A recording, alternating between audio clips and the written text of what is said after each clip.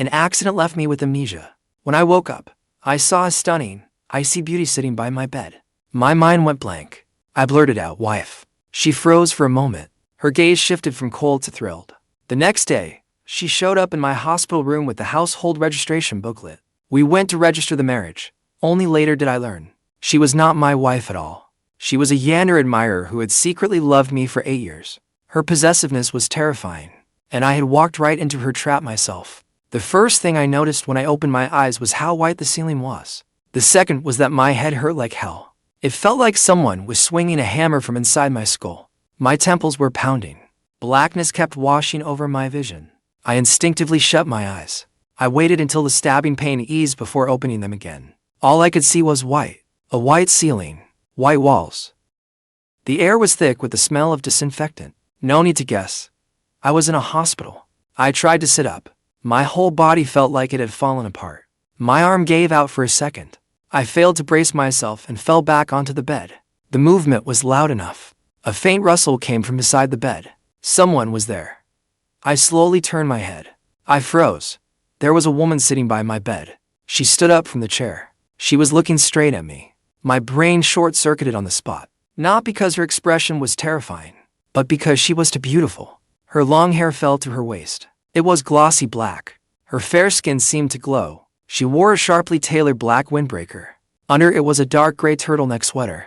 She looked like she had stepped off a magazine cover. Her features were so refined she did not seem real. There was a coolness in her eyes and brows.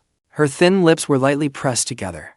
I could not read her expression, but her eyes were a little red, like she had cried, then forced it back. I stared at her for a few seconds. My mind was completely blank. Wait, who am I?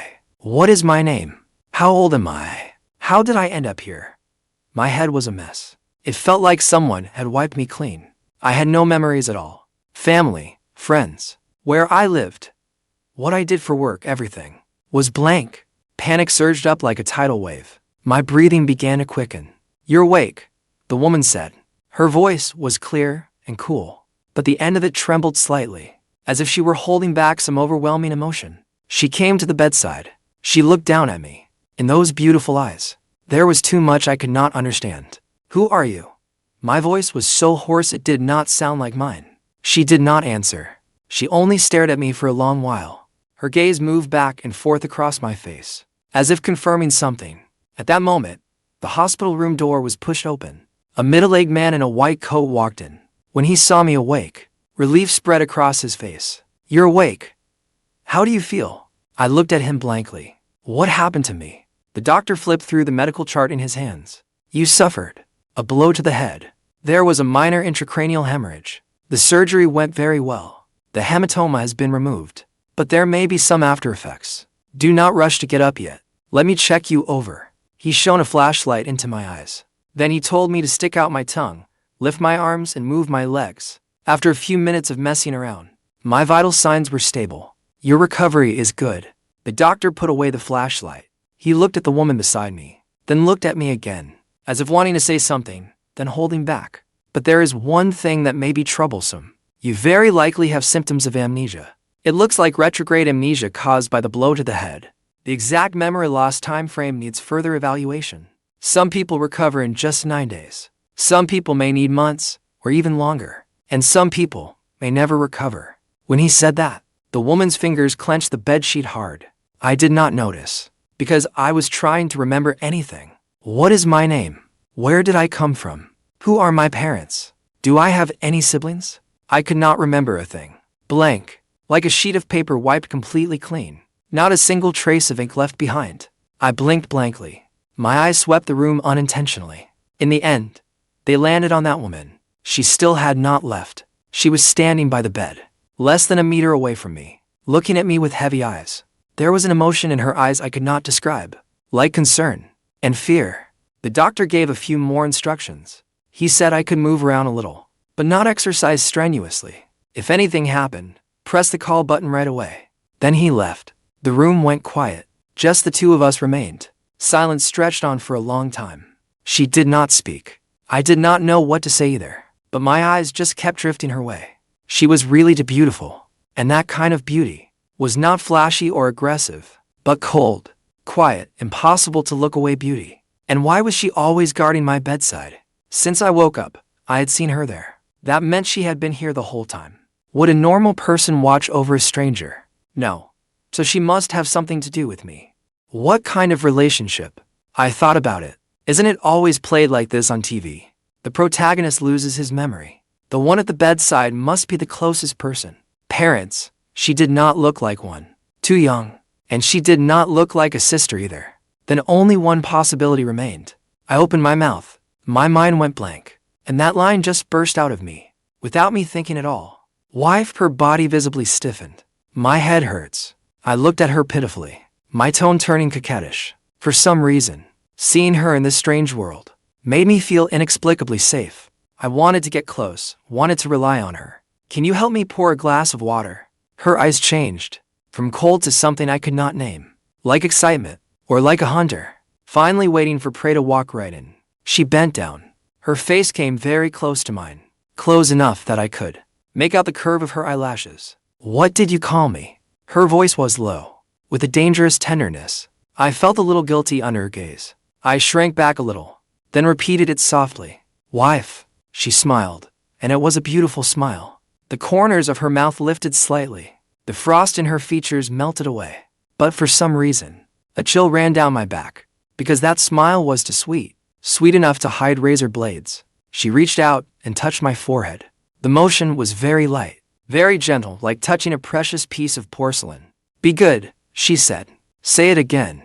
I somehow felt like something was not quite right, but I did like the way she touched me, and she looked genuinely happy. So I obediently called her again. Wife. She closed her eyes, as if she had just gotten something she had longed for. Her whole body radiated a satisfaction so intense it was almost frightening. Then she pulled out her phone. Dial the number.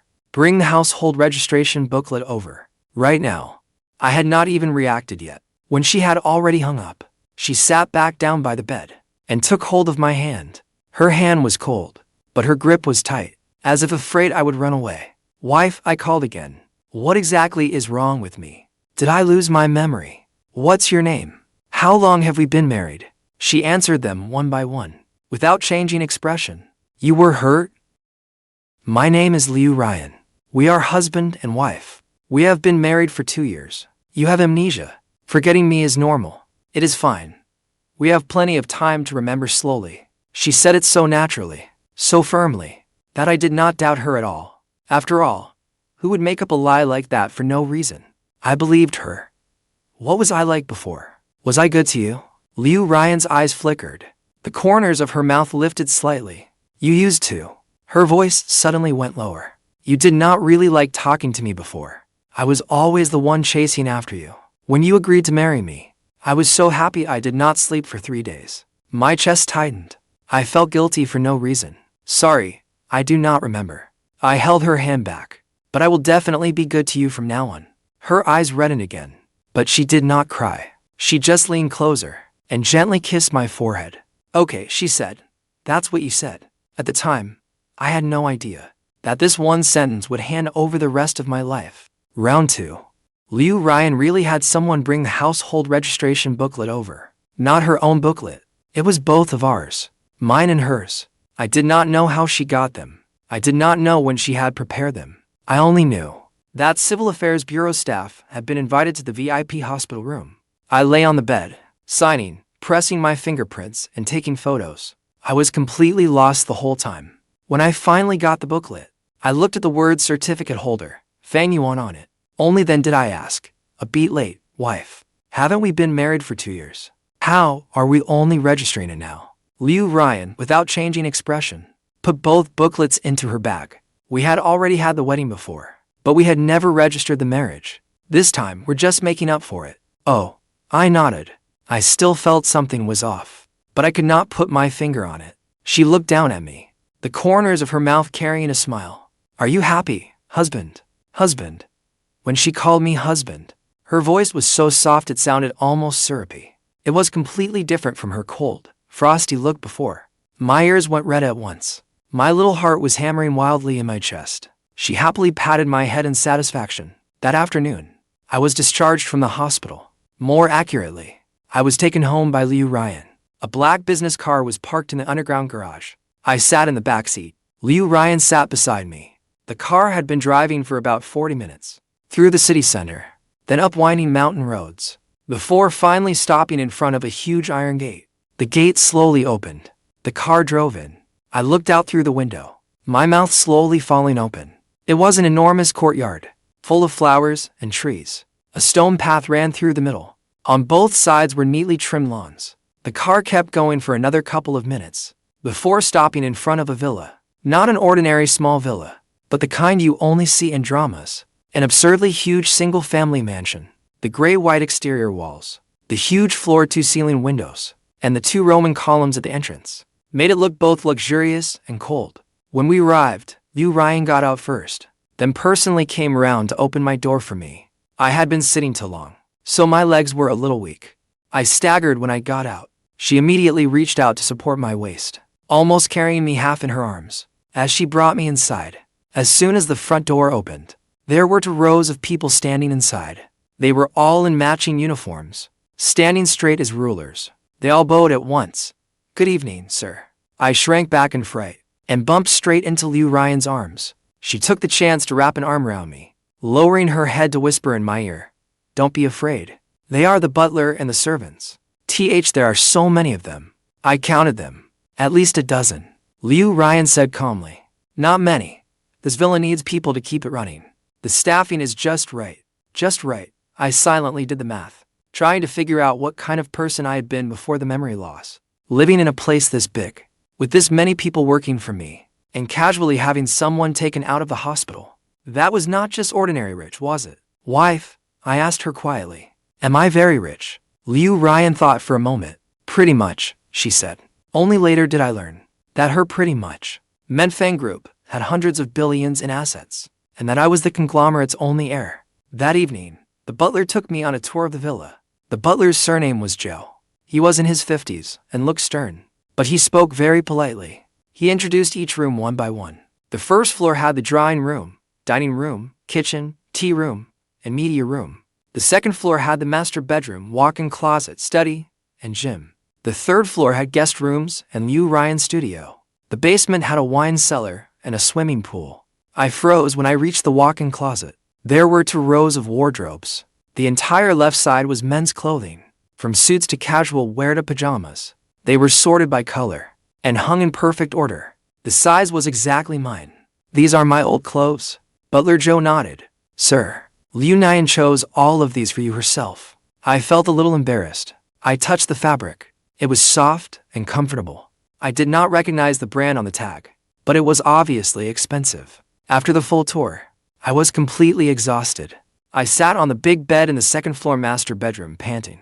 Ruyan came in with a cup of warm water and handed it to me. "Drink some water first. Go to bed early tonight. You still haven't fully recovered." I took the cup and drank 2 sips. I watched her take off her coat and hang it on the rack, revealing the fitted black sweater underneath. Her waist was slim, and her shoulders looked beautiful. I quickly looked away. My ears turned red again. After finishing the water, I stood up and habitually headed for the door. "Where are you going?" Ruyan's voice came from behind me. I turned around and said seriously, "To the guest room. Didn't you say it was time to rest?" She raised her brows, her expression half smiling, half not. "Are you sure you want to go to the guest room? What's wrong?" She walked slowly to the edge of the bed and sat down. She patted the bedsheet beside her. "This is our room. You used to sleep here. We are husband and wife." She said each word carefully. "Shouldn't husband and wife sleep together?" She said it so matter-of-factly that I opened my mouth and could not find a way to argue back. And she had a point. Husband and wife are supposed to sleep together. Going to the guest room would be stranger. "Oh, okay. All right." I walked over awkwardly and sat on the other side of the bed, trying to keep as far from her as possible. Seeing my deliberate attempt to keep my distance, she did not say anything. She just walked past me and went into the bathroom. A few minutes later, the sound of running water started. She was taking a shower.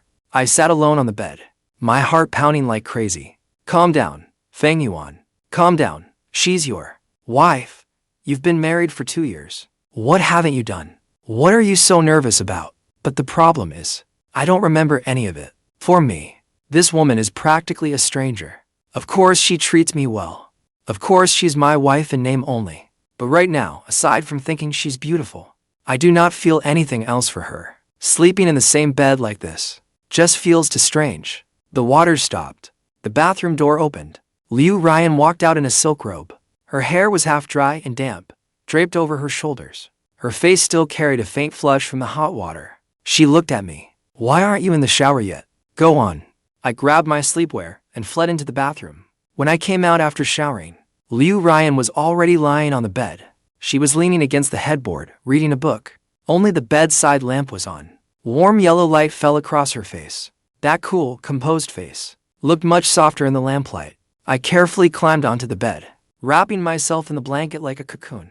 I turned my back to her. I closed my eyes. My heart was beating like a drum. After a while, the lights went out. In the dark, I felt the mattress beside me sink slightly. She moved a little closer. Then a hand reached out from behind me and settled on my waist. My whole body stiffened. Don't be nervous, her voice came from behind me, with a trace of laughter. You used to sleep holding me. Really, if you don't believe me, try it.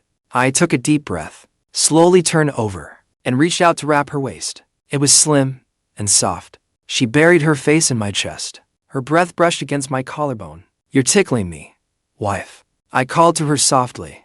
I can't remember anything right now. Don't you blame me. She was silent for a few seconds. Then she held me even tighter. She said, I don't blame you.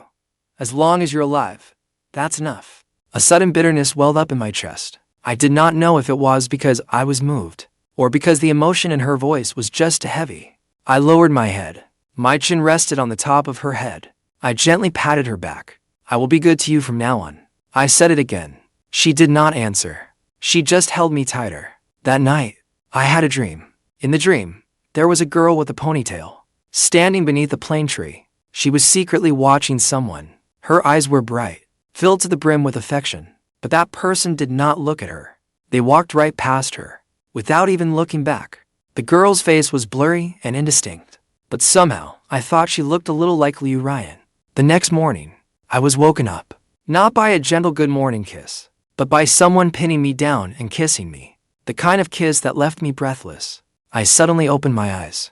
The first thing I saw was Ruyan's face filling my vision. Her eyes were open. Her eyelashes trembled slightly. The kiss was serious and domineering. One hand was still cupping the back of my head, leaving me nowhere to hide. I already had no strength, and her kiss left me dizzy and dazed.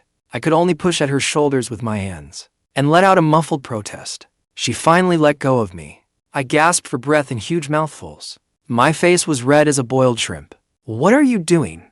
Ruyan braced herself over me, her long hair falling on both sides, boxing the two of us into a tiny world. She looked down at me, her lips curved with a satisfied smile. Her gaze was gentle and dangerously alluring. Good morning, husband. Gee, good morning.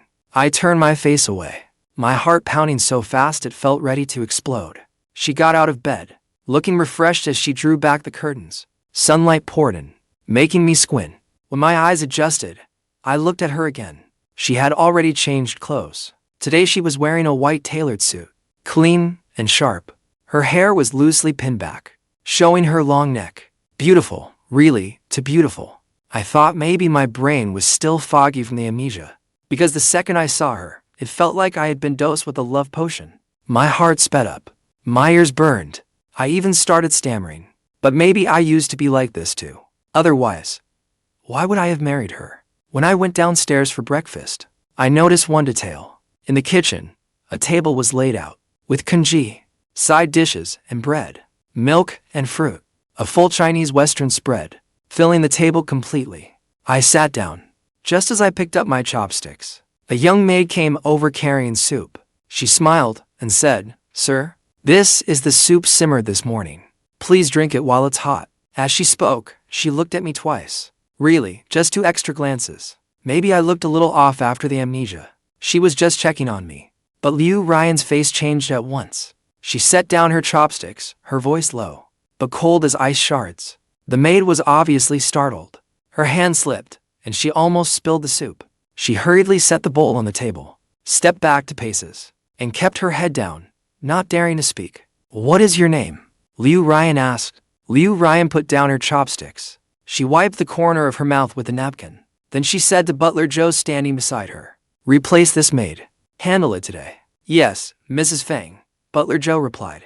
His expression did not change at all, as if he had long since gotten used to this. Xiaowen's face went white in an instant. Her lips trembled a few times. She looked like she wanted to say something, but did not dare. I was completely stunned. "Wife," I set down my chopsticks and stared at Ruyan in disbelief. She had not done anything. She had only delivered a bowl of soup.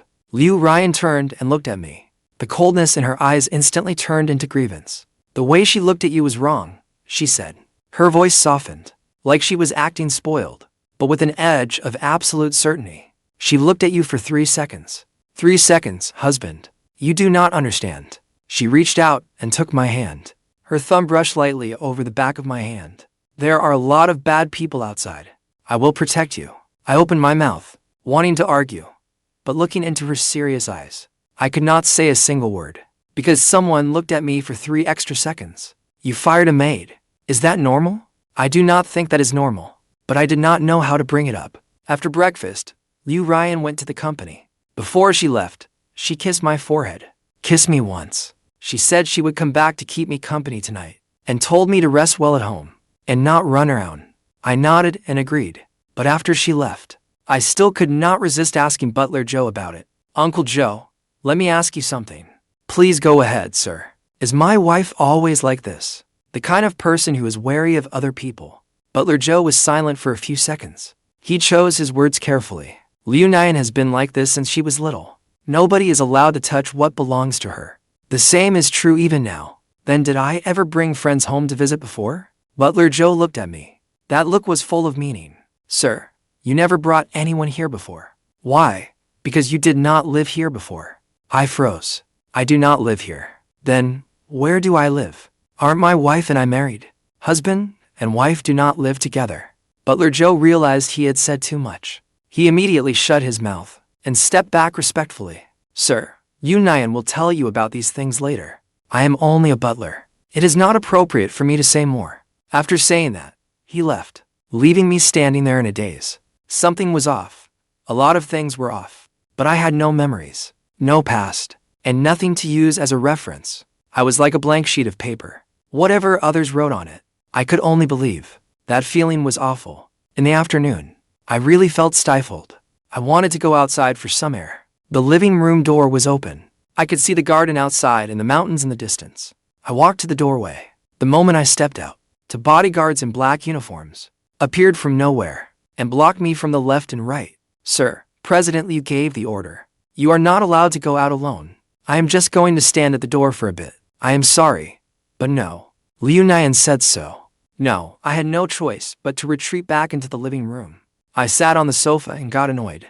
"This is way too much." I sent my wife a message.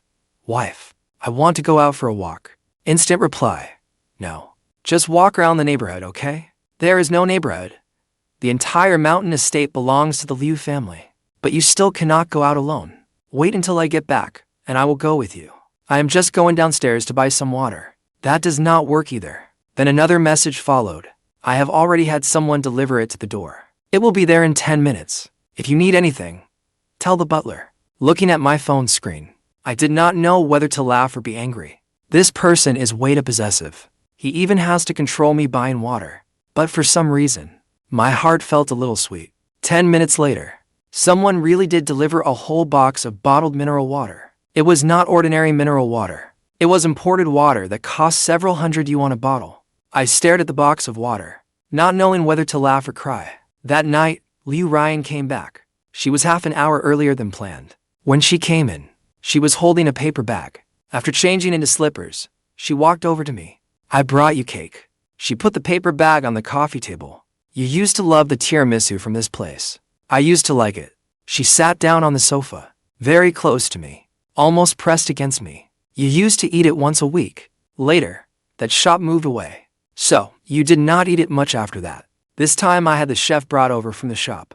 We reopened the shop." She said it as casually as if she were talking about the weather, as if she were saying the weather was nice today.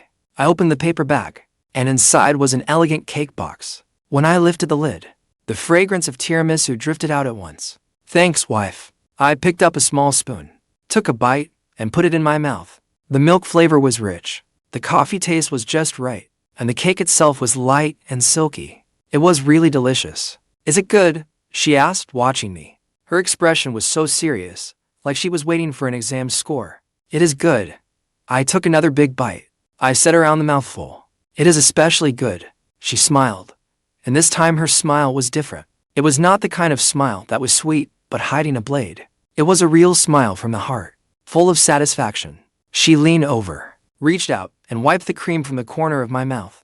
Then she put her finger into her mouth and licked it. My face turned bright red at once. Honey, you taste pretty good, she commented very seriously. I buried my face in the cake box, not daring to look at her. This woman is deadly.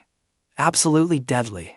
Before bed that night, I curled up under the blanket and asked her softly, Wife, did I really like you that much before? Ruyan was doing her skincare. When she heard that question, her hands paused for a moment. Why are you asking that?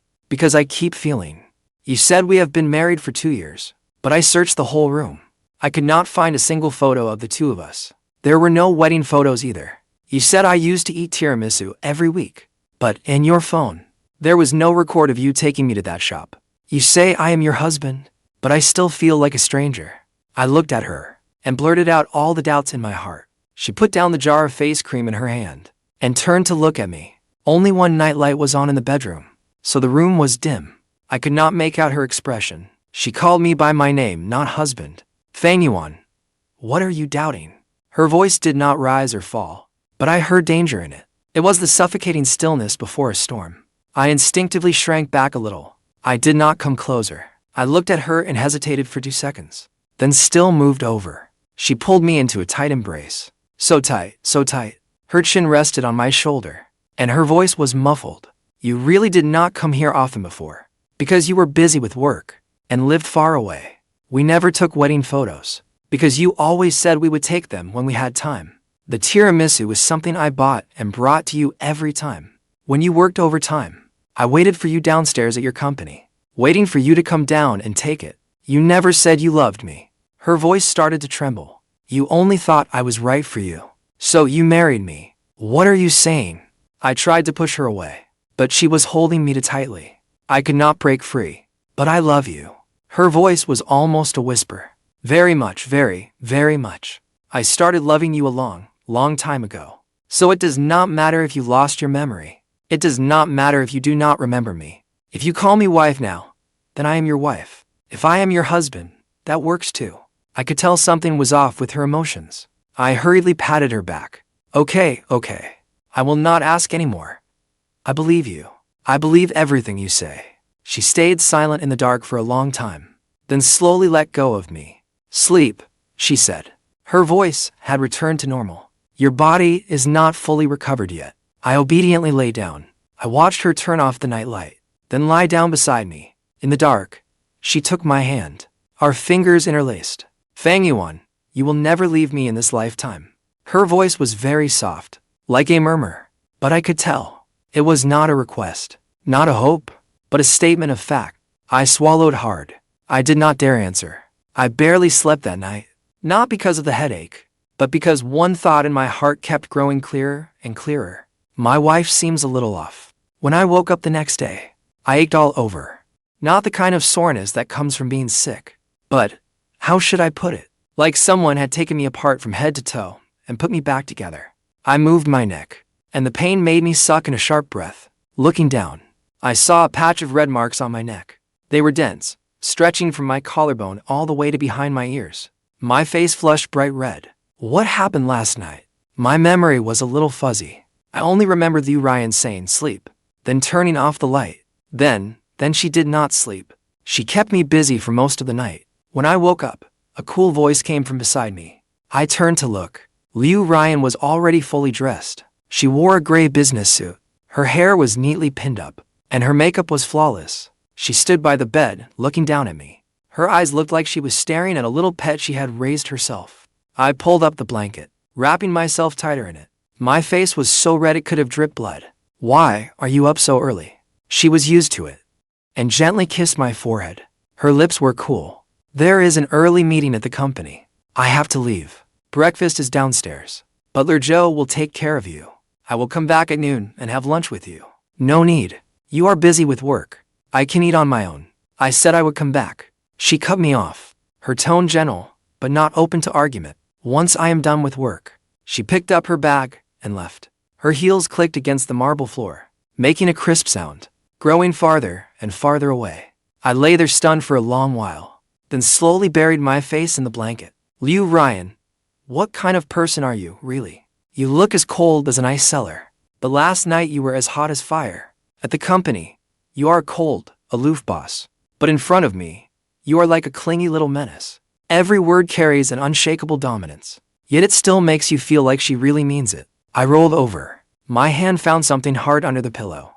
I pulled it out and looked. It was the marriage certificate. In the photo, I was wearing a hospital gown, my hair a mess, and my expression blank. She stood beside me, the corners of her mouth slightly lifted, her eyes full of laughter.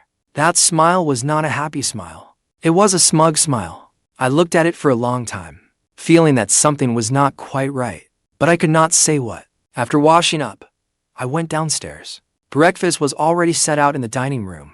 Butler Zhou stood at the side, respectfully pulling out a chair. I sat down. Just as I picked up my chopsticks, I saw a young maid standing at the kitchen door, holding a bowl of soup and hesitating whether to come over. I recognized her. It was the one from yesterday, the maid Siyuan that Ruyan said she wanted to replace. I waved her over. Aren't you being replaced? Siyuan's eyes turned red, and she nearly cried. Ruyan changed her mind. She told me to stay.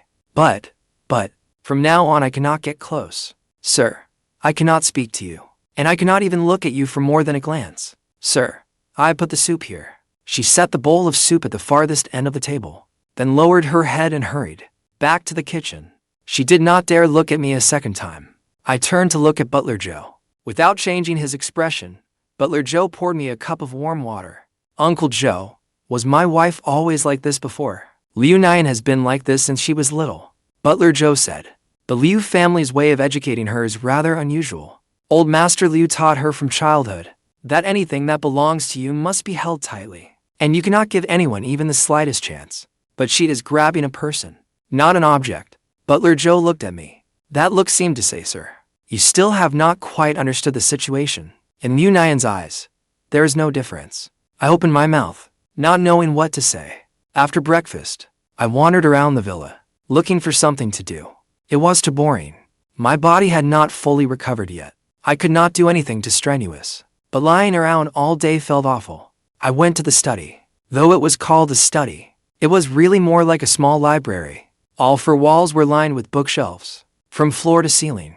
They were packed tight with books. I walked slowly between the shelves, then suddenly noticed a small bookshelf by the window. It was a little different from the others.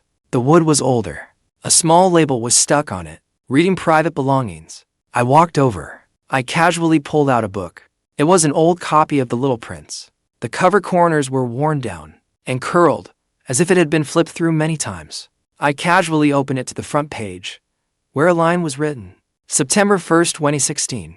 High School Library. He helped me pick up this book. From that day on, I decided I would marry him. The handwriting was neat and elegant. It was a girl's handwriting, Ruyan's handwriting. I froze for a moment. I flipped through the rest of the pages. There were many things tucked inside the book. A pressed dried maple leaf, a movie ticket stub, a pack of tissues, a convenience store receipt. Beside each item, there was a date and a small note. March 12, 2017. He ran the 1,000-meter race at the sports meet. I waited for him at the finish line. I handed him the water. He took it and drank. He did not look at me. May 20th, 2018. He was with Zhou Qing. I cried in the dorm all night. August 2019. After graduation, he went to Beijing. I followed him there. The more I read, the more shocked I became. I went to flip through the nearby books again. Each one had similar keepsakes tucked inside. They recorded the little details of Ruyan secretly loving someone. That person was me. This book was bought when she was in high school. That person was me. She said we had been married for 2 years, but these records showed that she had liked me since high school, at least 7 or 8 years. How can someone secretly love another person for 7 or 8 years, and then finally have that person agree to marry them, when the other person did not even know? I put the book down. My heart was beating a little fast. I did not know when Butler Zhou appeared at the study door. Sir, Yuan is back. I quickly put the book back where it was. I straightened my clothes and went downstairs. Ruyan had already come in. She was holding a bag. She smiled when she saw me. That smile was different from the previous two. It was natural, genuinely happy. I brought you clothes. She handed the bag to me. I had someone make them to your measurements. See if you like them. I opened the bag. It was a dark blue overcoat. The fabric felt very comfortable. The cut fit me perfectly. I tried it on. It looked just right. Ruyan looked at me. Her eyes were bright and sparkling, like a little girl seeing her favorite doll. As expected, I have good taste. No, it is your taste that is good. Or maybe I just have better looks to start with. Fine. She walked over and helped me straighten my collar. Her fingers brushed past my neck. As if by accident, she touched the red mark on my collarbone. I shrank my neck back. The corner of her mouth lifted. She said nothing, but that expression clearly said, "This is my mark." During lunch, I asked cautiously, "Wife, how did we meet?" Ruyan paused with her chopsticks halfway to the dish, then continued as if nothing had happened. High school. You were my classmate. Different classes. You were in class 3. I was in class 5. Did I know you in high school? She set down her chopsticks, looking at me. Those beautiful eyes held no expression. I could not tell whether she was pleased or angry. What are you trying to say? Nothing. I was just curious. I smiled. You're so pretty. I must have noticed you in high school. She was silent for a few seconds. Then she said lightly, "No, when you were in high school, you only had basketball and studying in your eyes."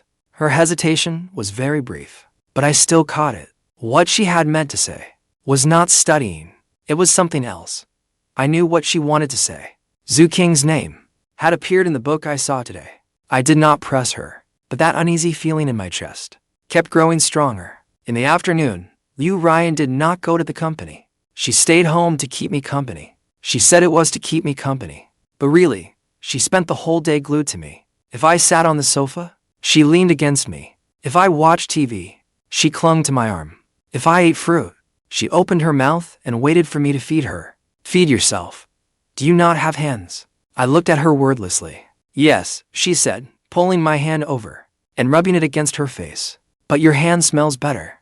Are you a child? In front of you? Yes. I gave in. I fed her strawberries. She ate them one by one, every last one. Then she even licked my finger. It left me flustered. Ruyan looked at me with wide, innocent eyes. Her face looked utterly innocent. Can you act normal? I am normal, she said, then leaned in, whispering in my ear. Isn't this what normal married couples do? My ears instantly burned. This woman was doing it on purpose. In the evening, Butler Zhou came to report that a guest had arrived. Ruyan's expression instantly turned from gentle to cold. Miss Qing.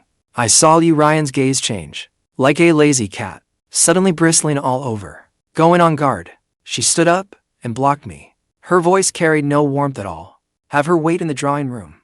I will be there a moment. Then she turned to look at me. Her expression softened a little. Stay upstairs. Do not come down. Why? No reason. With that, she strode out quickly. I sat on the sofa for 3 seconds, hesitating. Then I quietly followed after her. It was not that I meant to eavesdrop. I was just genuinely curious about why Qing had come. Why did Ruyan react so strongly when she heard that name? Why was her reaction so big? I hid around the corner of the first floor hallway, peering out through the gap in the screen. There was a woman sitting in the drawing room. She looked about 23 or 24. She had a sweet face. She was wearing a floral dress. She looked gentle and harmless, but her expression was not gentle. She was sneering.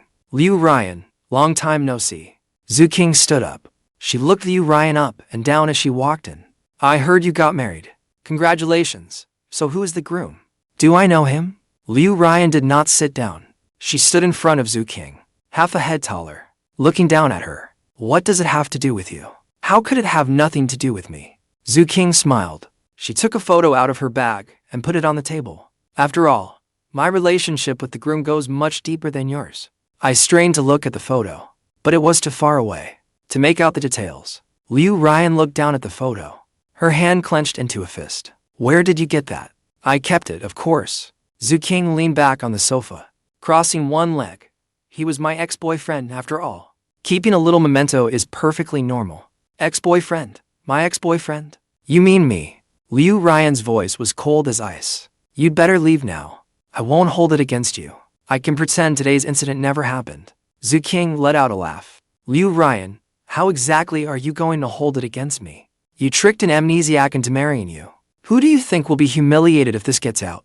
The air suddenly went still. The hallway was so quiet I could hear my own heartbeat. Tricking an amnesiac and marriage, those three words, were like three knives, stabbing into my heart, one after another. You're lying.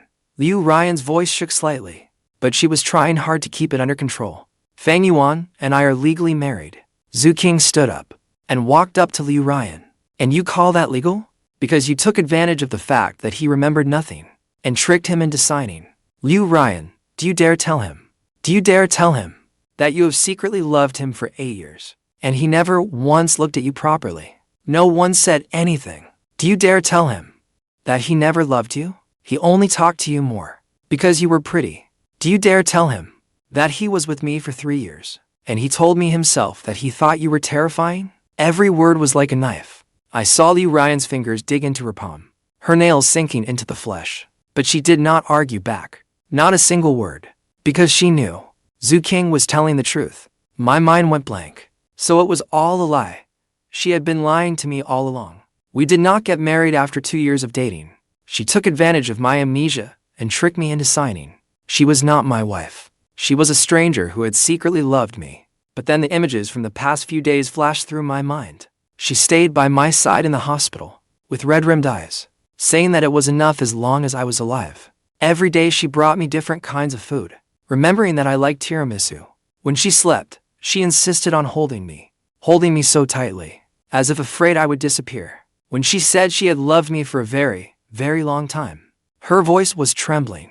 Were all of those things fake? Or was it precisely because it was real that it hurt even more? Miss Zhou, you are not welcome here. Ruyan's voice suddenly turned calm again. To calm, unnaturally calm. Please leave. I can leave. Qing picked up her bag. She glanced back once. But I advise you to think carefully. You will remember sooner or later. Then what will you use to keep him? Qing left. The drawing room was left empty. Only Ruyan was left there alone. She stood there without moving, like a doll with its soul ripped out. I walked out from the corner of the hallway. My footsteps sounded tiny in the empty drawing room. Ruyan heard me. She spun around sharply. When she saw it was me, her pupils instantly dilated. Why, you heard everything? I nodded. Her face went white in an instant. Fang Yuan, what she said is all true? I asked, my voice calmer than I expected. You have secretly loved me for 8 years, and I never liked you. You only got together with me by tricking me while I had amnesia. Ruyan opened her mouth, but no words came out. She lowered her head. Silence was confession enough. I took a deep breath. My heart ached as if someone had grabbed it in a vice. But what hurt me was not being fooled. What hurt me was that she had guarded it alone for 8 years. She had held on to an impossible love. When I was at my lowest, she grabbed the last chance she had, carefully turning my I like you into we are husband and wife, just to stay by my side. Ruyan, I walked toward her. She did not look up. Her shoulders were trembling. Do you want to leave? Her voice was very, very soft. It was thick with tears. I won't stop you. If you want to go, you can leave right now. I did not answer. I walked up to her. I reached out and pulled her into my arms. She froze completely. Fang Yuan, you idiot. I held her. My chin rested on top of her head. I could feel her trembling, so I held her even tighter. Who said I was leaving? But I lied to you. You lied because you like me, not because you wanted to hurt me. Why, you are not angry? Angry, I said. I am angry that you did not tell me sooner. Angry that you carried it alone for 8 years. Angry that when I remembered nothing at all, you still had to pretend we were a loving married couple. Pretend that you were happy. Her tears finally fell. They hit my shoulder one by one. They were burning hot. I was afraid that once you learned the truth, you'd leave me, and I wouldn't know how to go on. She cried. Her voice came in broken sobs. I was afraid you'd think I was terrifying. Think I was a freak. Think something was wrong with me. You really are sick, I said, and she cried even harder. Seriously crazy. I lowered my head and cupped her face, wiping away her tears with my thumb. But I don't seem normal either. Because my heart was aching to death. I was hurting like hell. She froze. She looked at me through blurred tears. So, do you want me or not? I asked her, and she nodded hard. Tears flying everywhere. Yes, yes. Then stop crying. I leaned in and kissed her on the forehead. You are my wife. I don't care whether you were before. Right now, you are for real. Then she threw herself into my arms. She cried even harder.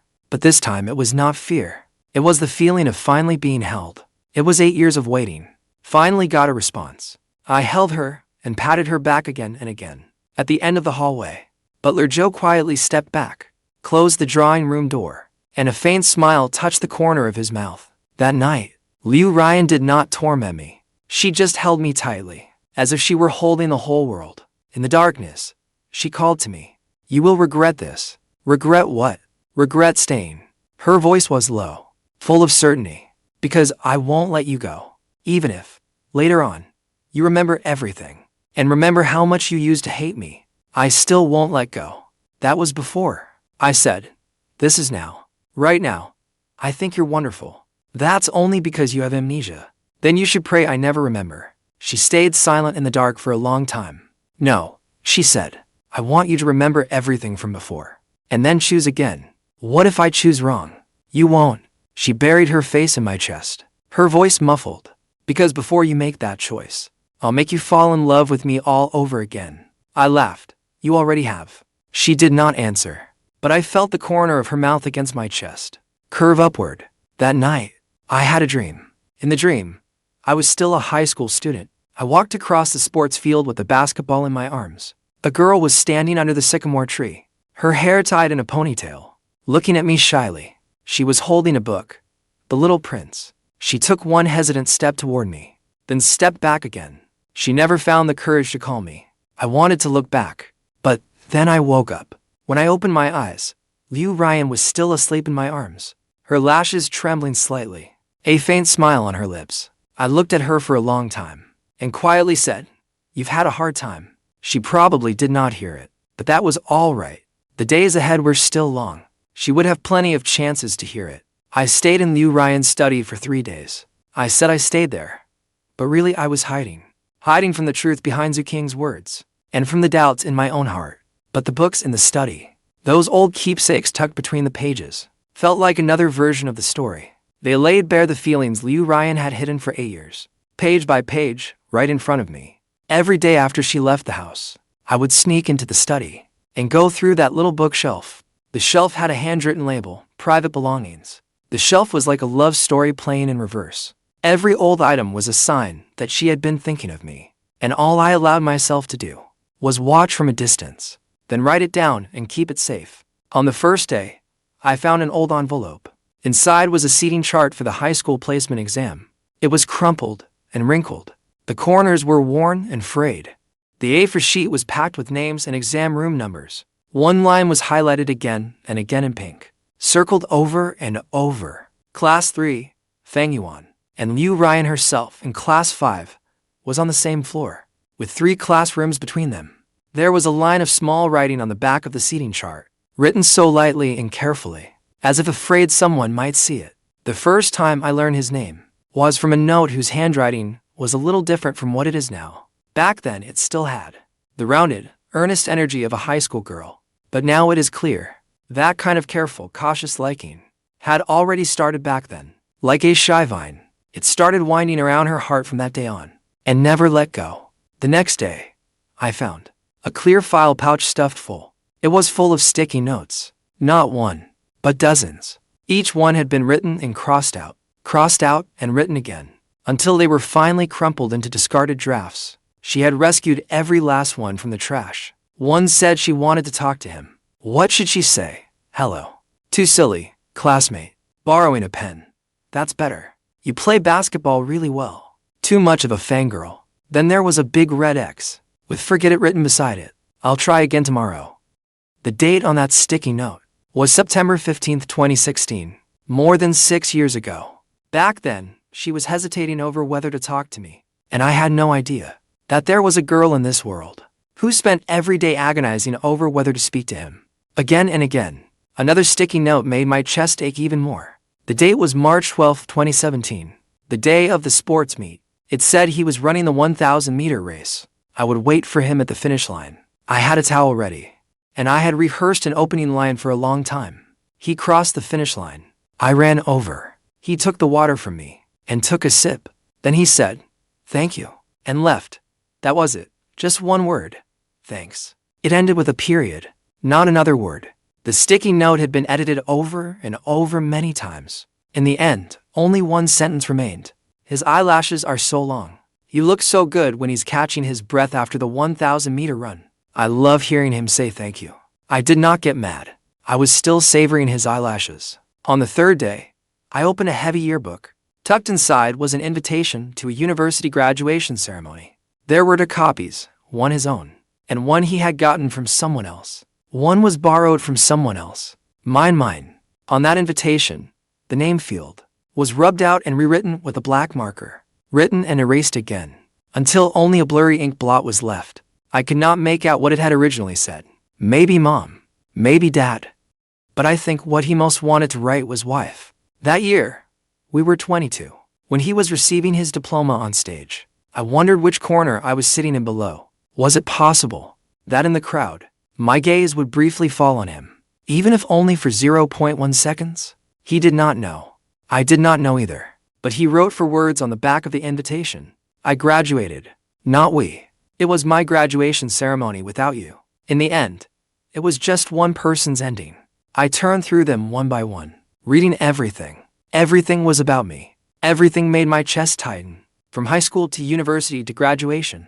From stolen candid shots to group photos to chance meetings after work. This girl named Ruyan spent 8 years doing the stupidest thing.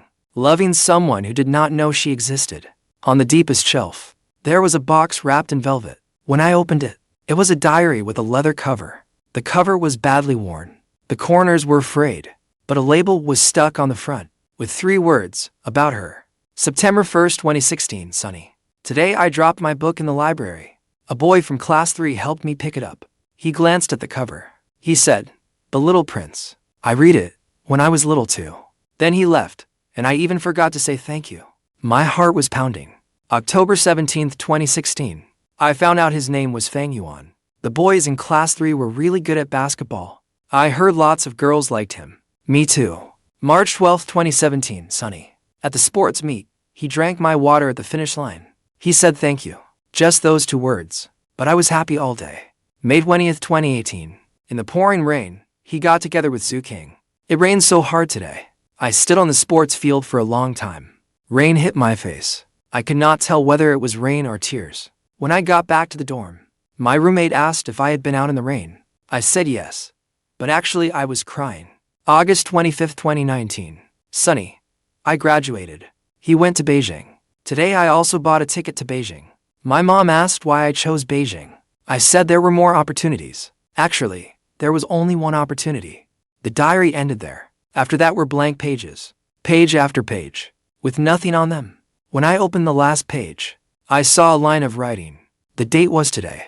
More precisely, it was the day I woke up in the hospital. That day he stayed with me in the hospital. While I was asleep, he wrote the final paragraph in this diary. October 12th, 2024. Cloudy, then clearing. He woke up. He did not remember me. He called me wife. After 8 years, that was the first time he had ever called me wife. I know I was taking advantage of him while he was vulnerable. I know I was wrong, but I did not want to wait anymore. Fang Yuan, this time. I did not want to miss out again. The last line of writing had been blurred by water stains, not rainwater. It was the trace of tears. I closed the diary and put it back in the box, then back on the shelf. My hands were a little shaky, not because I was scared. It was because my heart ached for him. I leaned against the bookshelf. Tilting my head back, I stared at the ceiling. I drew in a deep breath, then slowly let it out. How many 8 years does one person even have? He spent 8 years, turning me from a stranger who helped pick up a book, into the person he secretly loved. From the person he secretly loved to the one he could never forget. From the one he could never forget to the one he would keep by his side. Even if I forgot everything. Was it twisted? Maybe. Was it frightening? Probably. But what hurt me most was that he had spent those 8 years alone. From beginning to end, it was always just him. That night, When Liu Ryan came home, I did not go out to meet her. I sat on the living room sofa and waited for her. She changed shoes and came in. The moment she saw my expression, her steps faltered. "What's wrong?" "Nothing." I beckoned her over. She hesitated for a moment, then came over and sat beside me. I reached out and took her wrist. I turned it over, revealing the long scar. The scar she got when she pushed me away ran from her wrist all the way to her forearm. It lay on her skin like a centipede crawling over white porcelain, ugly and blinding at once. I looked at her and said, "The scar was left when you pushed me away." Her eyes flickered. She reflexively tried to pull her hand back, but I held it too tightly. She could not pull free. "Who told you?" she asked, her voice tight. "It does not matter. Was it Uncle Zhou who let it slip?" I said, glancing back. "Liu Ryan." I called her name. She went quiet. My thumb gently traced the scar. I felt the raised ridge beneath the skin. "Does it hurt?" She froze. Then she turned her face away. "No, it does not hurt. It stopped hurting long ago. I mean when you were pushing me away back then. When the car hit us. Did it hurt?" She was silent for a long time. "A little." "Why?" I asked her why she had pushed me away. "If you had not pushed me then, I would have been the one hurt. Nothing would have happened to you." She turned and looked at me. There was something earnest in those beautiful eyes. Something steady and certain. "Because you cannot get hurt." Her voice was soft, but unwavering. "Your hands have to write. They have to play basketball. They have to do a lot of things. I could not let you get hurt. And what about you?" "I am not important." I could not say a word. I lowered my head and pressed the scar on her wrist to my lips. I kissed it softly. Her fingers curled slightly. "Liu Ryan, why are you so foolish?" She did not answer. She only leaned closer and rested her head on my shoulder. "Fang Yuan, did you go through my things today?" "How did you know?" "Because one book was not put back where it belonged." She paused. "You read the diary, didn't you?" Silence. "Don't you think I am terrifying?" she asked, her voice hoarse. "A collection kept by someone who had followed you for 8 years. The trash you threw away. The candid photos you took of him. You had amnesia, and I married you right away. Any normal person would think that is scary, right? It is not stalking. I said you were just in love with someone and did not know how to get close. So, you could only watch from afar. What you collected was not trash. It was the memories between you and him. You took those candid photos because when you missed him, you could look at them. While I had amnesia, you married me because you were afraid of missing your last chance." I paused. Then I looked down at her. "You just like me too much." That is not twisted. That is the best word I could come up with. Pitiful, no. She is not someone worth pitying.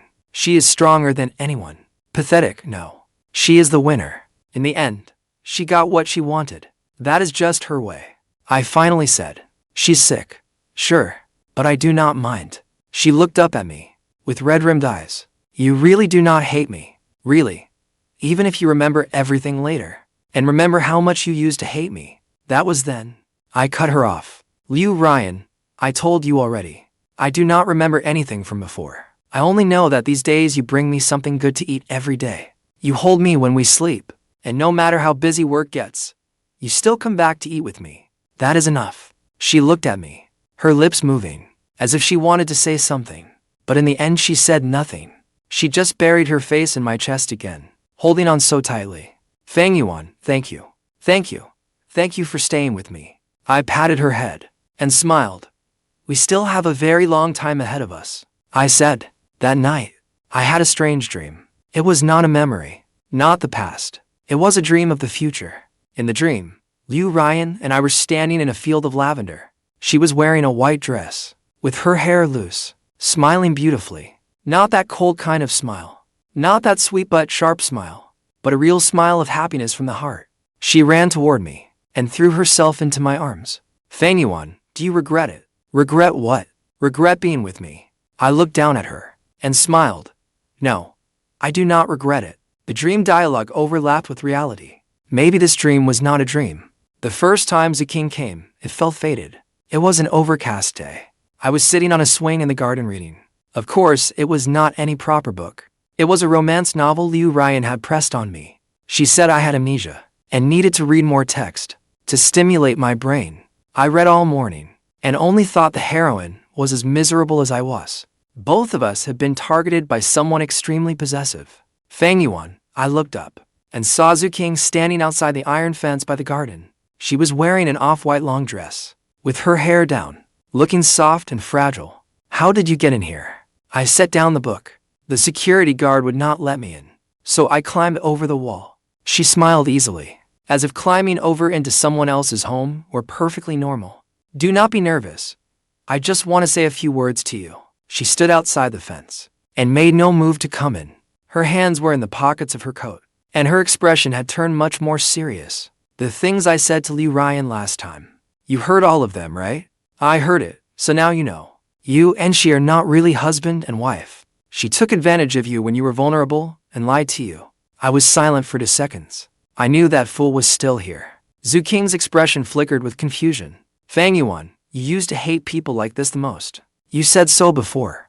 The way Ruyan looked at you made you uncomfortable. You said she was too gloomy. You said you did not want anything to do with her. I do not remember. You do not remember?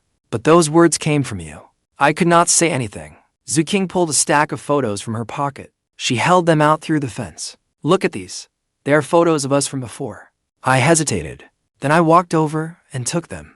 There were many photos. Some were selfies of the two of us flashing peace signs at the camera. Some were candid shots taken by other people. And some were pictures of us together in different places. At the seaside, on mountaintops, at amusement parks. In every photo, we were smiling so freely. In every photo, Zhu Qing was there. Zhu Qing. The photos seemed to speak. They told me that my relationship with Zhu Qing before was completely different from my relationship with Ruyan now. When I was with Zhu Qing, I was the one taking the lead, relaxed and happy. When I was with Ruyan, I was passive, naive and protected. Do you understand? Zhu Qing looked at me through the fence. The one you used to love was me. I was not the one chasing you. You were the one who chased me. You chased me for 3 months. You brought flowers. You brought breakfast. You waited for me downstairs at the dorms. And even after I rejected you 3 times, you still would not give up. His voice was trembling a little. Fang Yuan, you used to love me very much. I looked at the photos in my hands, silent for a long time. And then what? I asked why we broke up in the end. Zhu Qing's expression stiffened, because of some misunderstandings. What kind of misunderstandings do not matter? What matters is that you know the truth now. Are you still going to stay by the side of the person who lied to you? Zhu Qing. I called her name. You did not answer my question. Why did we break up? She bit her lip and said nothing. Just then, a cold voice came from behind me. Because he cheated. I turned around. Ruyan had no idea when she had appeared behind me. She was wearing a black coat, with a bag in her hand. She must have just gotten back from the company. She did not even look at Zhu Qing. She only looked at me and said, Husband, come here. I looked at Zhu Qing, then at Ruyan. In the end, I still walked toward Ruyan. Zhu Qing's face changed. I stopped in my tracks, but I did not turn back. Zhu Qing, thank you for the photos, I said. But as for what happened between us, I do not remember anything right now. When you are willing to tell me why we broke up, I will see you again. I did not pay her any more attention. I walked up to Ruyan. Ruyan's expression was still cold, but I noticed her fingers were trembling slightly. Wife, you're back. She said nothing.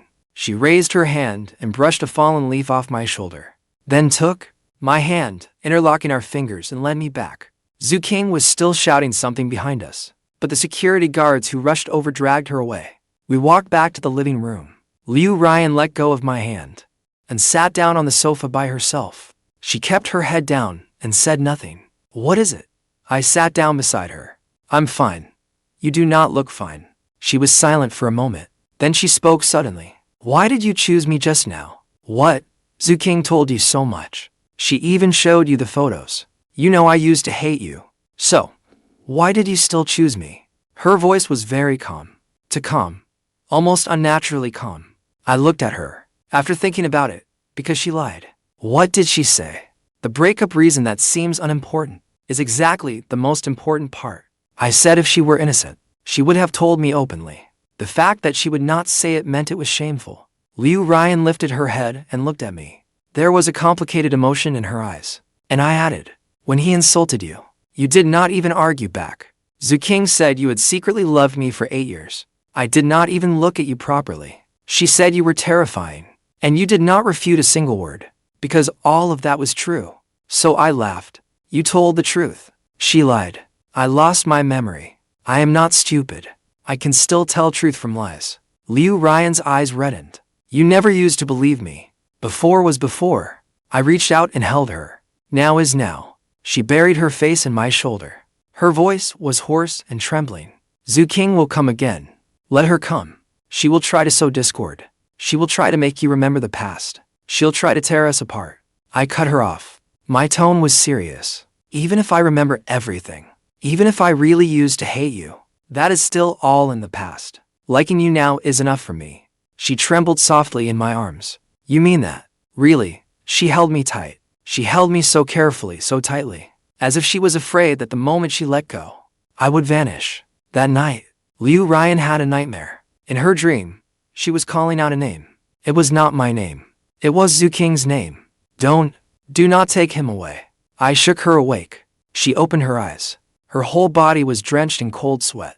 Having a nightmare. She looked at me. Her eyes were full of fear. Fang Yuan, if you dare go back to Qing, I will. She did not finish, but there was a look in her eyes that chilled me to the bone. It was not anger, not sadness, but the kind of look that said if you dared to leave, I would lock you up. I swallowed hard. I am not leaving. I said, stop thinking about it. Go to sleep. She lay back down. She rested against my chest. Her hand clutched my collar tightly, like she was holding on to her last lifeline. I looked at her tightly shut eyes, at her lashes trembling faintly. Then I suddenly realized something. She was not unafraid. She was terrified. Afraid I would remember. Afraid I would leave. Afraid 8 years of waiting would still end in nothing. But she was enduring it, because she wanted me to stay. She meant it from the heart. Not because she had locked me up. Ruyan, I will stay. She did not open her eyes, but her hand gripping my collar loosened a little. Just a little. But she believed me. The third time Qing came, she brought 2 people with her. Not accomplices. They were witnesses, old mutual friends of mine and hers. One of them was a guy named Zhou. They stood outside the villa gates. Zhou called out to me through the iron gate, Fang Yuan, come out and take a look at me. Do you still remember me? We were roommates in college. I stood behind the second-floor window and watched them. Before leaving, Ruyan had instructed me, do not open the door for anyone. Wait for Butler Zhou to handle it. But that one thing Zhou shouted made me hesitate. College roommates. He was one of the people closest to me. He might know a lot of things I did not know. I did not want to live forever. Inside the memories Ruyan had woven for me, I wanted the truth. The whole truth. Even if some truths would hurt. I went downstairs and walked to the door. Just as I was about to open it, Butler Zhou appeared from nowhere and blocked my way. Sir, Ruyan instructed us. Uncle Zhou, the man outside says he was my college roommate. I looked at him. Just let me say a few words to him through the door. I will not go outside. Is that okay? Butler Zhou hesitated for a moment. Then he stepped back. I walked up to the large iron gate. Through the bars, I looked at the people outside. Zhou was quite a bit fatter than I remembered. He wore black-rimmed glasses. He had on a plaid shirt. He looked like an ordinary office worker. When he saw me, he froze. Then his eyes turned red. Fang Yuan, you damn well do not remember me. You do not remember me. I am Zhou. Right, Zhou. You shoved me down the stairs junior year because I secretly ate your instant noodles in the dorm. I was in the wrong. You pushed me, then even bought me noodles for a whole week to apologize. To make up for it, Zhou smiled. He laughed, and then he cried. Bro, you really do not remember anything at all. Qing stood behind Zhou, saying nothing the whole time. She only looked at me. Her gaze was complicated. Qing finally spoke. Her voice was much gentler than before. I am not asking you to forgive me, but I want you to know the truth. You broke up with me, not because I did not like you. It was because I did something that betrayed you. What did you do? Her lips were trembling. I got together with someone else. I cheated before we had even broken up. As expected, the other person was Lin Hao. I asked. Qing lowered her head and said nothing. Zhou muttered beside her, Lin Hao. He was from the neighboring school. After Fang Yuan found out, he locked himself in the dorm. He did not come out for 3 days. Later, you came out and said, forget it, and never mention it again. Qing did not come out for 3 days, then said, forget it. Was I really that kind of person back then? Getting hurt and never crying out, swallowing every emotion, pretending nothing was wrong and carrying on with life. Zhu Qing, I said, looking at the woman outside the iron gate. Are you here to get back together? Zhu Qing bit her lip. I know I do not deserve it, but I want to try. Do you think I would agree? The old you might have. You used to be too soft-hearted. Zhu Qing lifted her head and looked at me. There was a strange certainty in her eyes. But the current me, I do not know. The current me would not either, I said. Because I have a wife now. Zhu Qing's expression changed from hope to unwilling resentment. Liu Ruyan, she deceived you. She took advantage of you when you were down. She deceived me. But she did not betray me. I cut her off. You betrayed me. Zhu Qing's face went white in an instant. Zhu Qing, thank you for coming to tell me the truth. But what happened between you and me? Ended the day you cheated. The present me. Is Liu Ruyan's husband? Please do not come again after this. I turned and walked back. Zhao Yu's voice came from behind me. Fang Yuan, you've changed. I stopped. For better or for worse. Zhao Yu froze for a moment. Then he laughed. For the better. The old you was too pathetic. Now you've got a lot more backbone. I smiled. Without looking back, I went into the villa. That night, Liu Ruyan came home very late. When she came in, I was watching TV in the living room. She changed her shoes and walked over, then sat down beside me. She did not say a word. She leaned against my shoulder. Leaning against my shoulder. Have you eaten? I asked, and she said, yes. How many times have I told you not to come back so late? Your health is not good. Her reaction was a little off. Normally, when she got home, she would kiss me first. Then she would chatter nonstop about work. Today, she was unusually quiet. What's wrong? I looked down at her. She said nothing. She only held my arm tighter. Did Zhu Qing come again? I asked. She came with Zhao Yu. She told me why we broke up. Liu Ruyan suddenly looked up. Looking at me, she said, I know already. I know she cheated. Even so, I still chose you. Is that strange? Liu Ruyan stared at me for a long time. Then she leaned back against my shoulder again. Fang Yuan, Zhu Qing, will not come looking for you again. Why? She did not answer. The next day, I called Zhao Yu. I asked him what happened after. Yesterday, Zhao Yu stayed silent on the other end for a long time. Then he finally said, your wife is pretty ruthless. What do you mean? Zhu Qing was sent overseas. This morning's flight. What? Your wife arranged it for Zhu Qing. The company gave her an overseas posting opportunity. The pay was doubled. The condition was that she could not return to China for 3 years. Zhu Qing agreed. She left this morning. I gripped the phone. I stood there stunned. Fang Yuan, Zhao Yu lowered his voice. Your wife really went all the way with this. Zhu Qing was wrong to cheat. But she did not do anything monstrous. Was it really necessary to send her overseas? I do not know. Take care of yourself. Bro, Zhao Yu hung up. I sat by the bed, staring blankly at my phone screen. Sent overseas for 3 years. 3 years. Liu Ruyan really sent her away. I went downstairs and found Butler Zhou. Uncle Zhou, do you know about Zhu Qing? Butler Zhou's expression did not change. I know it was my wife who sent her overseas. Liu Ruyan only provided the opportunity. Miss Zhu Qing accepted it willingly. But Zhao Yu said her flight was this morning. He only heard about it last night. That just means Miss Zhu Qing is decisive and efficient. Butler Zhou did not even blink. He opened his mouth, but could not find a rebuttal. Voluntary, right? Yes, it was voluntary. But the opportunity Liu Ruyan gave her, did it really leave her only one choice, accept it? And if she refused, what would happen? I did not dare imagine it. That evening, Liu Ruyan came back. She brought my favorite tiramisu. Husband, have some cake. She smiled so sweetly, as if nothing had happened. I took the cake and had a bite. It was delicious, but I was distracted. Wife, about Zhu Qing. She put down what she was holding and turned to look at me. What is it? She went overseas. A company posting. When Liu Ruyan said that, her tone was very calm, as if she were saying the weather was nice today. It will help her career. She was happy to accept it. But, husband, she came over, crouched in front of me, and placed both hands on my knees. Then she looked up at me. What are you worried about? Worried she will not do well overseas alone? Or are you worried I did something I should not have? I looked into her eyes. Those eyes were clear, very gentle, with not a trace of malice. It just felt a little sudden. I said, opportunities like that are sudden by nature. She smiled and reached out to touch my face. Husband, you do not want her to leave, do you? No, I just... Then that is that. She leaned in and kissed me on the lips. Come eat your cake. It will not taste good once it gets cold. I did not say anything else, but I noticed one thing. She was in an unusually good mood when she got home today. Not the kind of good mood that comes from work going smoothly, but the kind that comes from having handled something. Like a hunter finally locking the prey in a cage. That kind of satisfaction. That night, I had a dream. In the dream, Ruyan stood on top of a tall tower, looking down over the entire city. I stood at the foot of the tower, watching her from below. She said it was too high. It's too high. I can't get up there. Then you can stay down there. She smiled, and the smile was beautiful, but it sent a chill down my spine. Either way, you are not getting away. I jolted awake. Ruyan beside me was sleeping deeply, with a faint smile at the corner of her lips. I looked at her, my heart pounding in broken, frantic beats. What happened with Zhou Qing being sent overseas made me see a fact I had been avoiding all along.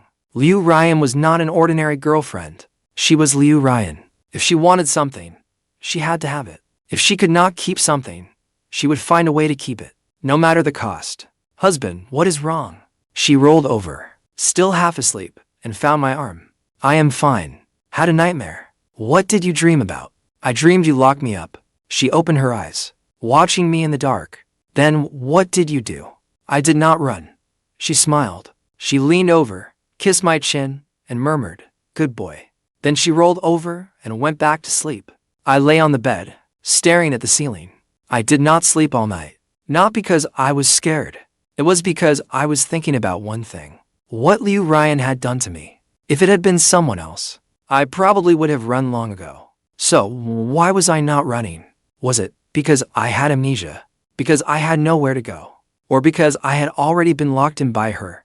Not with chains, but with morning kisses, nightly hugs. It was a different kind of tiramisu every day. It was 8 years of secret love.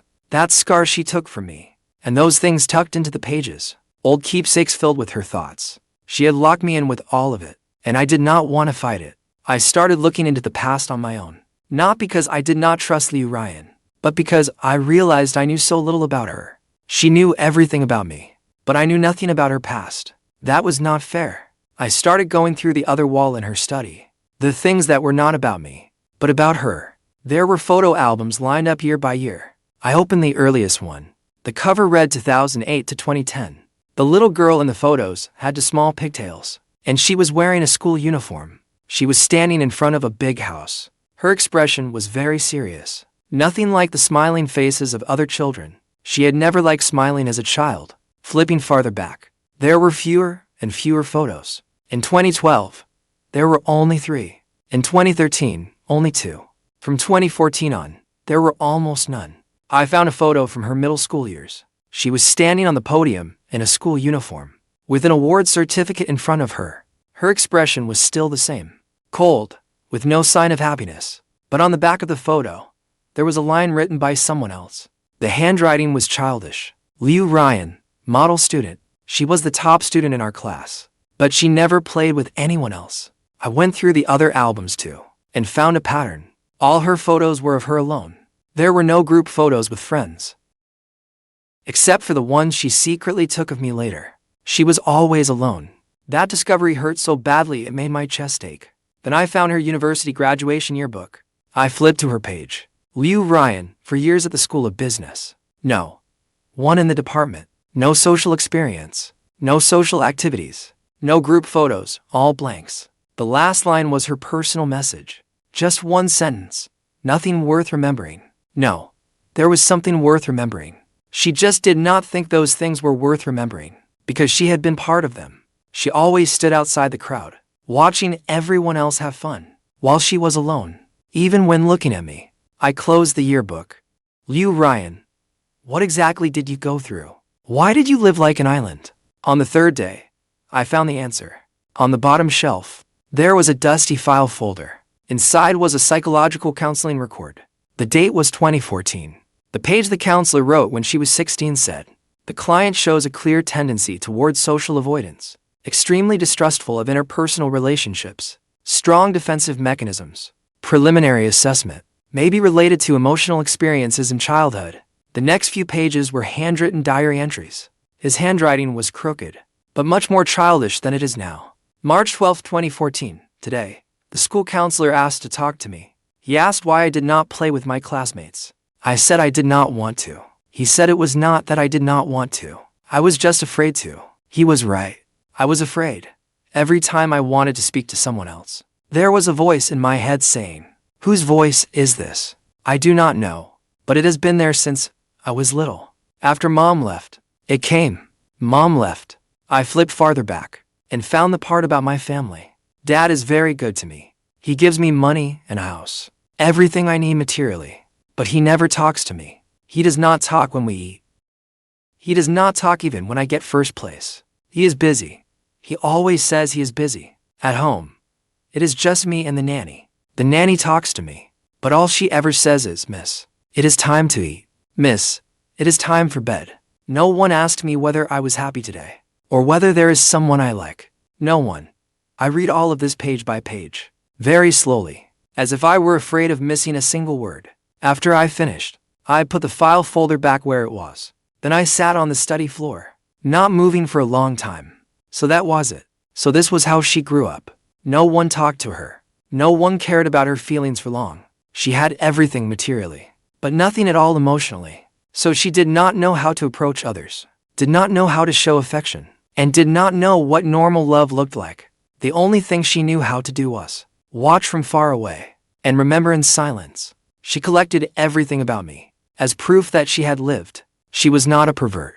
She was just a child who did not know how to love. When I went downstairs, Ruyan had already come back. She was sitting on the living room sofa, holding a glass of red wine.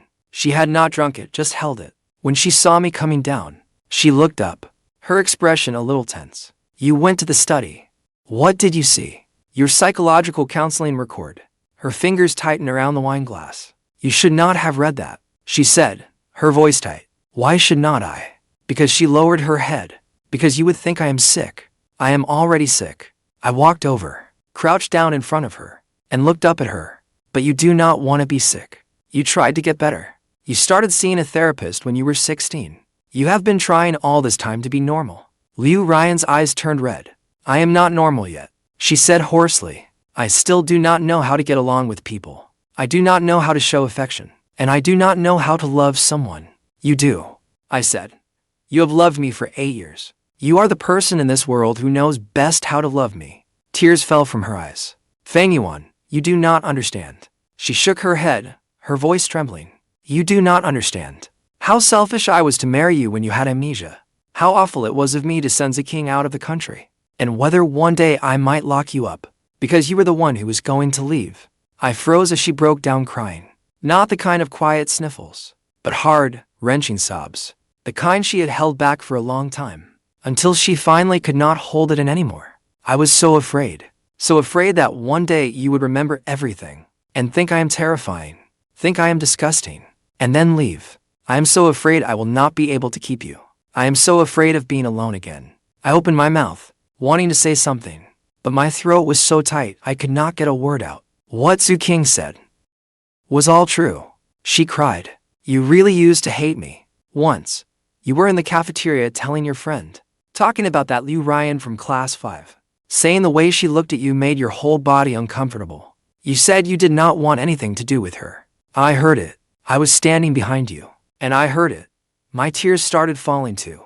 I pulled her into my arms, holding her very, very tightly. "I'm sorry. It was not your fault," she said. "You did nothing wrong. You just did not like me. That's all. Not liking someone is not a mistake. But I should not have said something like that. You were telling the truth. Even the truth does not have to be said." She did not say anything else, just kept crying in my arms. She cried for a long time. By the end of it, she had no strength left. She leaned against my shoulder, eyes closed. "Fang Yuan, am I scary?" "A little. You really would not run away." "Not now." "What about later?" "As for later, we'll deal with that later." She opened her mouth and bit my shoulder. It was not hard, but it left a ring of teeth marks. "This is a mark," she said, her voice still thick with tears. "If you run, I can find you again." "Are you a dog, Woof?" I laughed, and she laughed too. And then, as she laughed, she started crying again. That night, we did nothing else.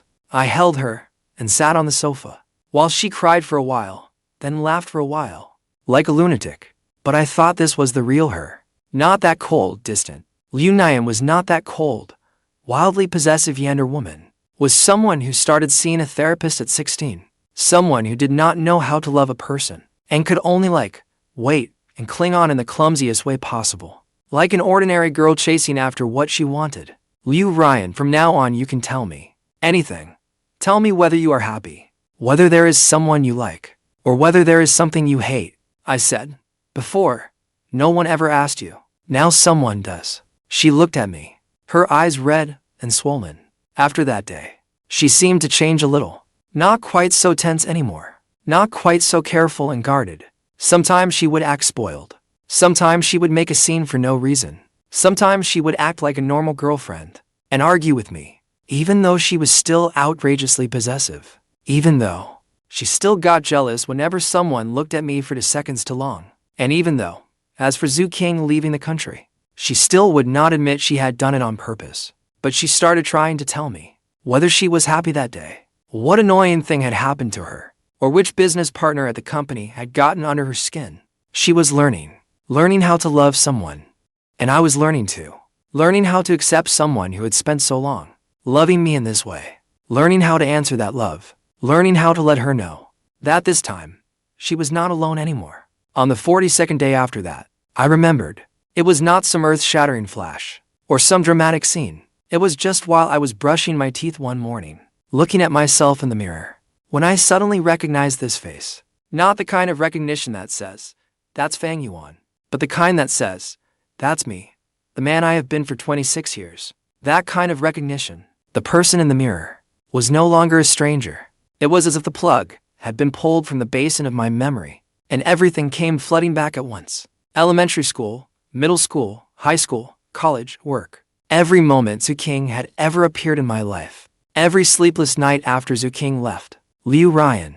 Every corner where she had appeared at the edge of my vision. Every single time she had appeared at the edge of my vision. I remembered it all. I remembered high school, when, after every basketball game, there was always a girl with a ponytail standing by the court, holding water in her hand.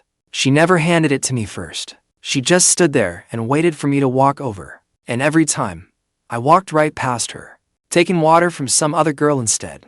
Once, I looked back and saw that she was still standing there, staring at the water bottle in my hand, her expression full of disappointment. What I thought then was, who is that? I remembered my college years, when once, in the cafeteria, I told Zhou, that Liu Ruyan from class 5. Don't you think the way she looks at people is creepy? It was like she was watching you. Zhou said, maybe she likes you. I said, come on, stop it. I have never even spoken a single word to her. Zhou said, then leave it alone. If you do not like her, stay away. I said, yeah, I should stay away. When I said that, Liu Ruyan was standing 2 meters behind me, holding a tray just about to sit down. I did not notice her then, but I remembered the look on her face at the time. She did not cry. She did not get angry. She just turned and walked away with the tray. Her steps were slow, as if every step hurt. I remembered after I started working, I joined an internet company. Liu Ruyan came to the same city too. It was a coincidence.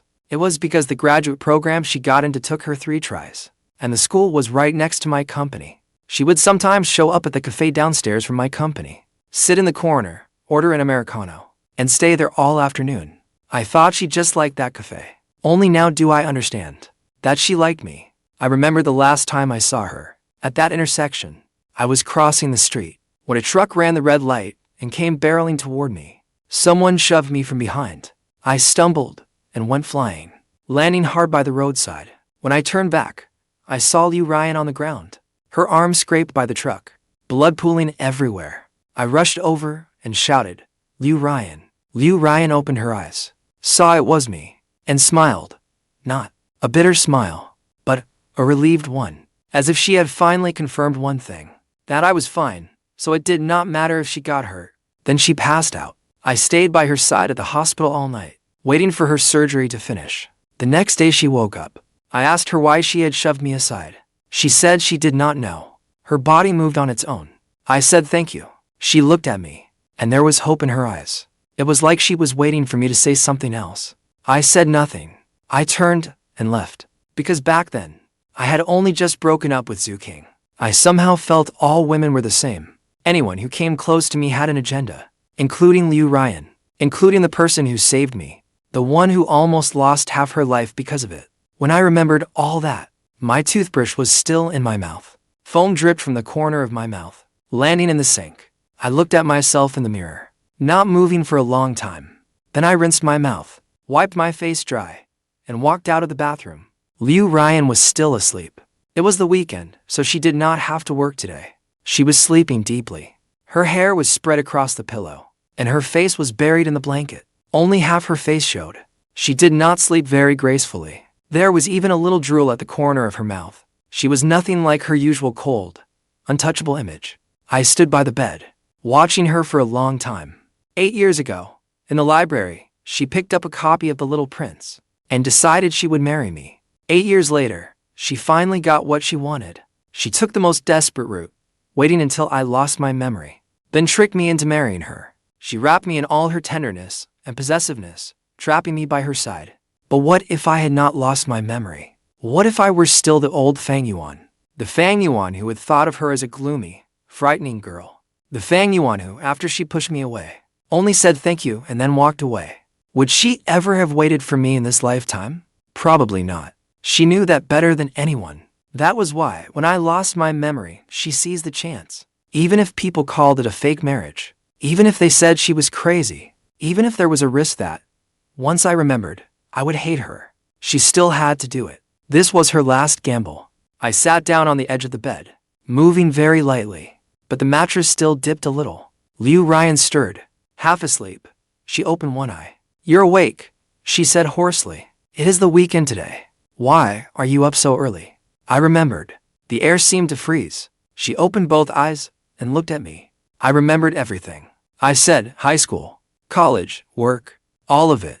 Ruyan's face turned white at a visible speed. She sat up in bed, and the blanket slid down, revealing the old t-shirt she was wearing. It was mine. Somehow, she had stolen it and been wearing it as pajamas. But she could not care about that now. She looked at me, her lips trembling.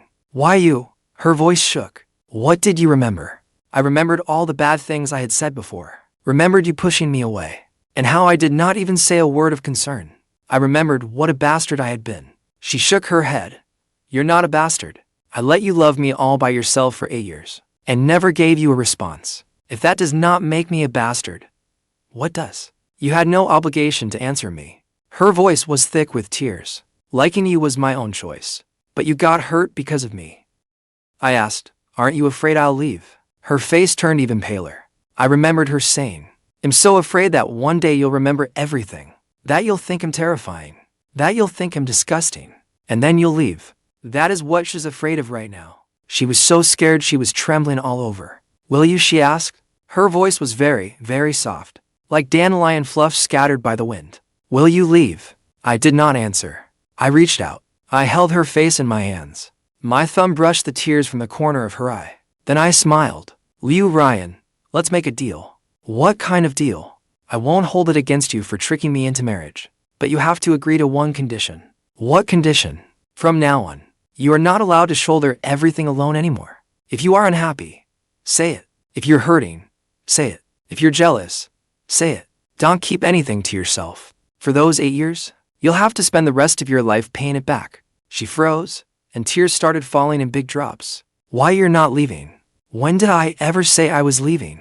"But before, you did not like me before." Before was before. The current Fang Yuan, the one who said, "I don't want to miss you again," was the one who softened, the one whose heart ached when you said, "It's enough if you're alive," was me. The one who felt crushed when you said I did not matter, was also me. The one who said those 8 years would have to be repaid over a lifetime was me. Ruyan was crying so hard she could not speak. She lunged over and hugged me. She buried her face in my chest, crying like a child. I held her, patting her back again and again. Crows called outside the window. Sunlight slipped through the crack in the curtains, spilling across the bedsheets and shattering into gold. "Fang Yuan, you really remembered everything." "Really? Then do you know I used to secretly photograph you? That I followed you? That I kept the things you threw away? That you don't think I'm a freak? You are not a freak. It's always me. She lifted her head, looking at me through tear-blurred eyes. Really, really? Even if I said bad things about you before, will you forgive me? Even if I used to ignore you, I forgive you.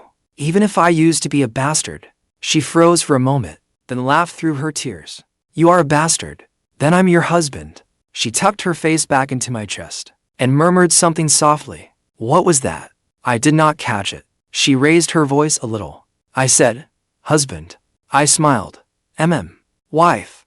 That afternoon, the sunlight was perfect, and the breeze was gentle. She sat on my lap, and I counted off all the bad things she had done, one by one for her to hear. Starting with secretly taking my picture in high school, to following me in college, to tricking me into marriage, to sending Zhou Qing abroad. And every time I said one, she bit me once. Secretly taking pictures, following me, tricking me into marriage, sending Zhou Qing away. No, that does not count, she said. That one was her own choice. I looked at her. She guiltily averted her eyes. Ruyan, when are you going to tell me the truth? When I feel safe enough. So right now, you do not feel safe enough. I do. But not enough yet. Then, when will it be enough? When you have completely forgotten the old Fang Yuan. I thought about it. That might take a long time. It does not matter. It does not matter. She leaned against my shoulder, her voice barely above a whisper. I can wait. I waited for you for 8 years. I do not mind waiting another 8. But this time, I will not be alone. She looked up at me. What do you mean? This time, I will wait with you. I said, wait until I figure it out. Until I feel safe enough. Until I become the person you love completely. The one I love is you. She cut me off. The you from before. The you who remembered everything. Are both versions of you that I love. It was never just one version of Fang Yuan. What I love. From beginning to end. I fell silent, because I did not know what to say. What she said was heavier than any I love you. So heavy I did not know how to answer. So I reached out and held her. I held her very tightly. She held me too, just as tightly. That night, we both slept well. No tossing and turning. No jolting awake. No opening our eyes in the middle of the night to make sure the other was still there. We simply slept, like two travelers who had finally found their home. On this small bed in the human world, we slept peacefully. On Monday, Ruyan went to the company. Before leaving, she kissed my forehead. I'll come back at noon to have lunch with you. Don't you have an important meeting today? I canceled it, I said. I'll eat lunch by myself. You go ahead and do your thing. Just come home early tonight. She hesitated for a moment, then nodded. You said it. Come home early tonight, I said. After she left, I stayed home all morning. I was bored out of my mind, so I decided to go see her at the company. Not to check up on her, just out of curiosity. What was Ruyan like at work? At the company? Was she still that cold, high-powered executive type? Butler Zhou had arranged for a driver to take me to the company entrance. I texted Ruyan. Wife, I am downstairs at your company. No reply. She was probably in a meeting. I went into the building. The receptionist recognized me and swiped me in right away. Mr. Fang, President Liu's office is on the top floor. Take the elevator to the top floor. The elevator reached the top floor. When the doors opened, there was a long hallway. Glass walls lined both sides. I could see the office area inside. I kept walking down the hall when I suddenly heard a voice coming from the conference room next to me. President Liu, I think this proposal still has room for improvement. Why don't I treat you to lunch? We can talk while we eat. The voice was warm and mellow, with a smile in it. It was a man. I stopped walking. Through the glass wall of the conference room, I saw a man in a dark blue suit, standing across from Ruyan. He had a document in his hand, and his posture was relaxed. His smile was polished and appropriate. He was good-looking, with thick brows and bright eyes. He had a refined, gentlemanly air. When he smiled, he looked a bit like the warm-hearted second lead in an idol drama. Ruyan sat behind the conference table, her expression cool and faint. No need. I already have plans at noon. Then, what about tonight? No time tonight either. President Liu? Don't be so formal. Art companies have worked together for so long. Isn't it normal to have a meal together? Ruyan was just about to say something when her peripheral vision caught me standing at the door. Her expression changed. It was not delight. It was panic, like a child caught red-handed after doing something wrong. He stood up, almost tipping her chair over. What are you doing here? The man's expression froze instantly. He looked me over from head to toe. His gaze lingered on my face for 2 seconds. Then he smiled. He held out his hand to me. Hello, I'm Siyuan, Vice President at Tianheng Capital, and also President Lia's business partner. I shook his hand. Fang Yuan, Liu Ryan's husband. A flicker of something flashed through Liu Siyuan's eyes. I've heard so much about you. He had heard of me. Liu Ryan had already come over. She hooked her arm through mine. The movement was natural, but I could feel her grip tighten, as if she were declaring her claim. Husband, why didn't you tell me ahead of time? I sent you a message. You didn't reply. He lowered his head and checked his phone. Sure enough, there was an unread message. A trace of guilt flashed across his face. Sorry, I had my phone on silent during the meeting.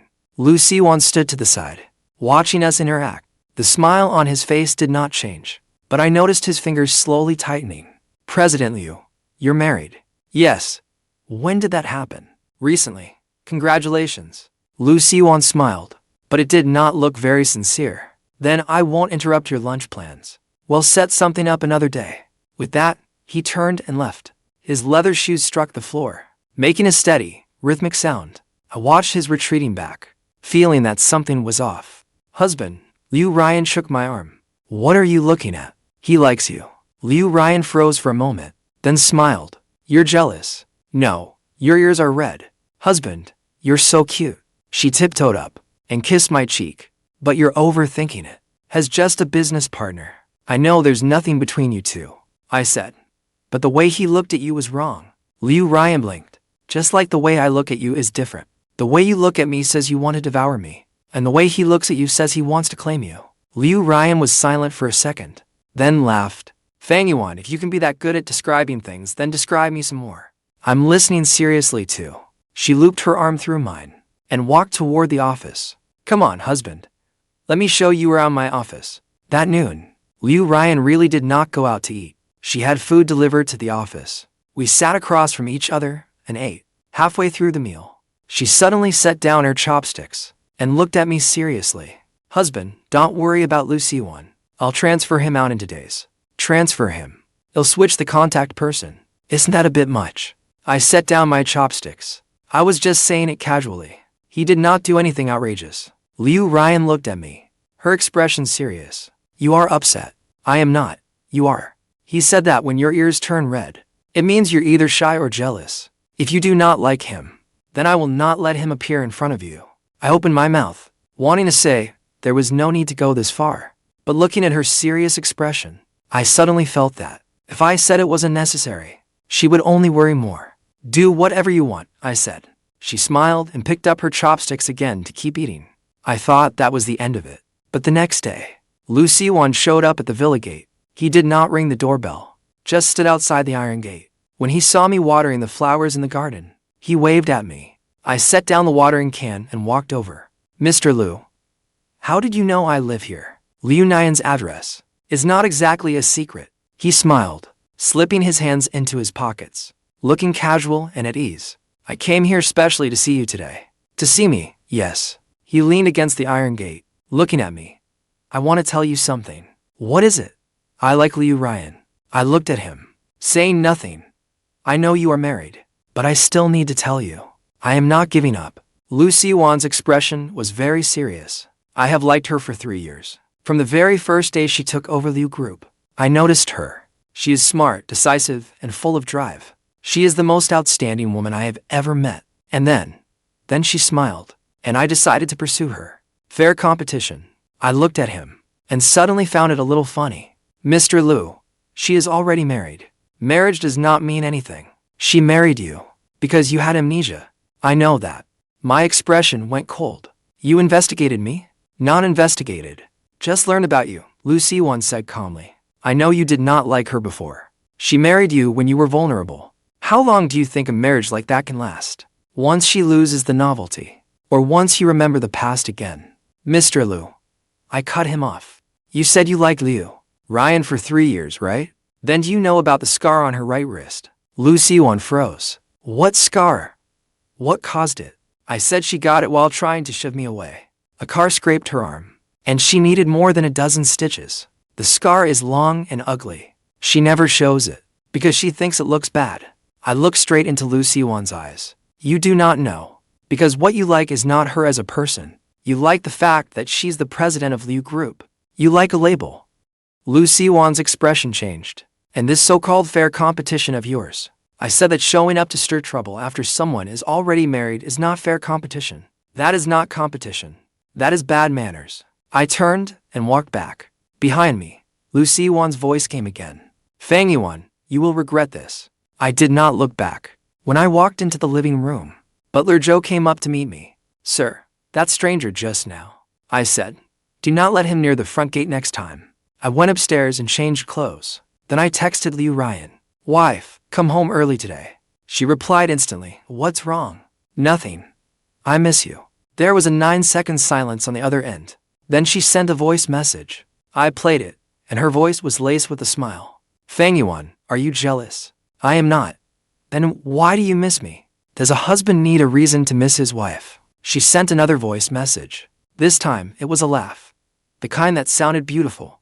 Okay, I will come back a little earlier. When Ruyan came back that night, she brought me a huge bouquet of red roses. She shoved the flowers into my arms, her face tinted with a slightly unnatural flush. I heard about Lu Siyuan. Uncle Zhou told me. Uncle Zhou sure does talk fast. He should. Ruyan looked at me, her expression turning serious. Husband, I am sorry for letting you run into something like this. It is not your fault, but he came for me. She reached out and cupped my face. Do not worry. I will not let him bother you again. What are you going to do? Nothing. She smiled, but that smile sent a chill down my back. I was just going to transfer him to a branch office. Ruyan was joking. She let go, then wrapped her arms around my waist. We will transfer him to a branch office, farther away from here. Perfectly legal and compliant. No problem at all. You are serious? When am I ever not serious? I looked at her, and she looked back at me. In the end, I smiled first. Fine, whatever you say. She kissed my cheek with satisfaction. That night, we sat on the garden swing, with the sky full of stars overhead. Wife, am I being too petty? What do you mean? Lu Siyuan actually did not do anything too outrageous. I just felt uncomfortable. That is exactly how you should feel. She leaned against my shoulder. I feel uncomfortable too. Last time, that maid looked at you a few extra times, and I wanted to send her to Africa. Did you actually do it? No. I was just thinking about it. She paused. Not yet. I looked at her speechlessly. She smiled, and it was gorgeous. Husband, do you know something? What? You look really handsome when you are jealous. Even more handsome than usual. Ruyan moistened her lips. He did not say anything. Huilin. She leaned in and said something in my ear. My ears went red again. They burned completely crimson. Lu Siyuan did not leave right away either. He was like a fly that would not go away, buzzing around Ruyan's company. Although Ruyan had already reassigned the project he handled, giving it to someone else, he was still vice president at Tianjin Capital. The two companies still had other projects in progress. He could not be transferred with a single sentence, so he changed tactics. He no longer went straight to Ruyan, but came at her from the side. He started with the company break room. The day I went to pick Ruyan up from work, while waiting for the elevator, I heard a few employees whispering in the break room. Did you hear? Ruyan's husband is a kept man. Seriously. Seriously. I heard he has amnesia. He cannot do anything. He just stays home all day, living off Ruyan. Isn't that just a pretty boy kept man? Pretty much. I don't know what Ruyan saw in him. He does not even look that great. I stood at the break room door, holding the milk tea I had brought for Ruyan. My fingers slowly tightened. I did not storm in to argue. I did not lose my temper. I turned and walked away. Not because I was scared. Those words did not come out of nowhere. Someone was spreading them. The next day, I went to see Zhou. Zhou was my college roommate, and one of the few people I trusted.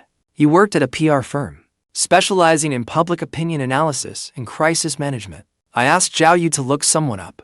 Who? Lu Siyuan, vice president at Tianjin Capital. What do I want checked? His background, his education and work history, past projects, and whether he has any dirt. Zhou looked at me. Why are you digging into him? Did he provoke you? He spread rumors about me. Zhou's expression changed. Shit. I hate people like that most. Fine.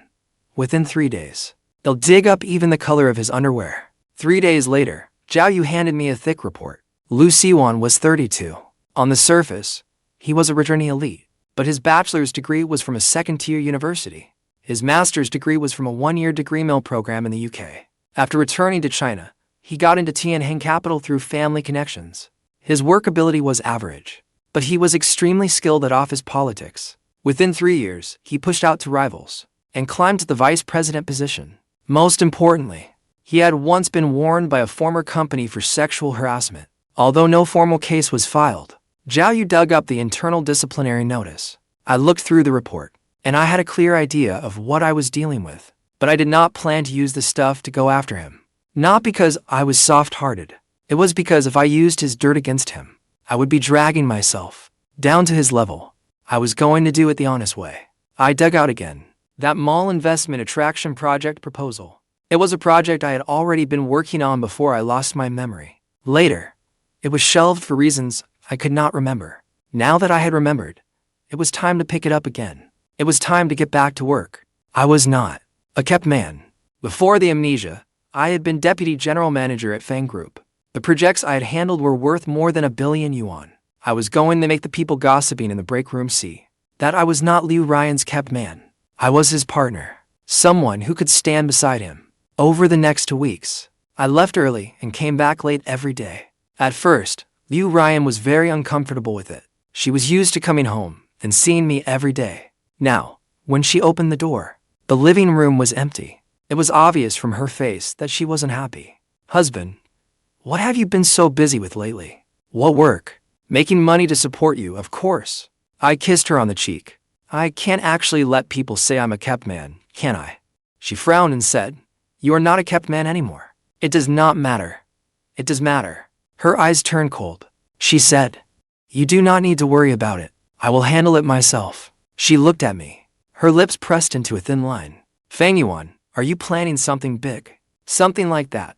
She stared at me for 3 seconds, then smiled. "Fine, then go ahead. If you mess it up, I will cover for you.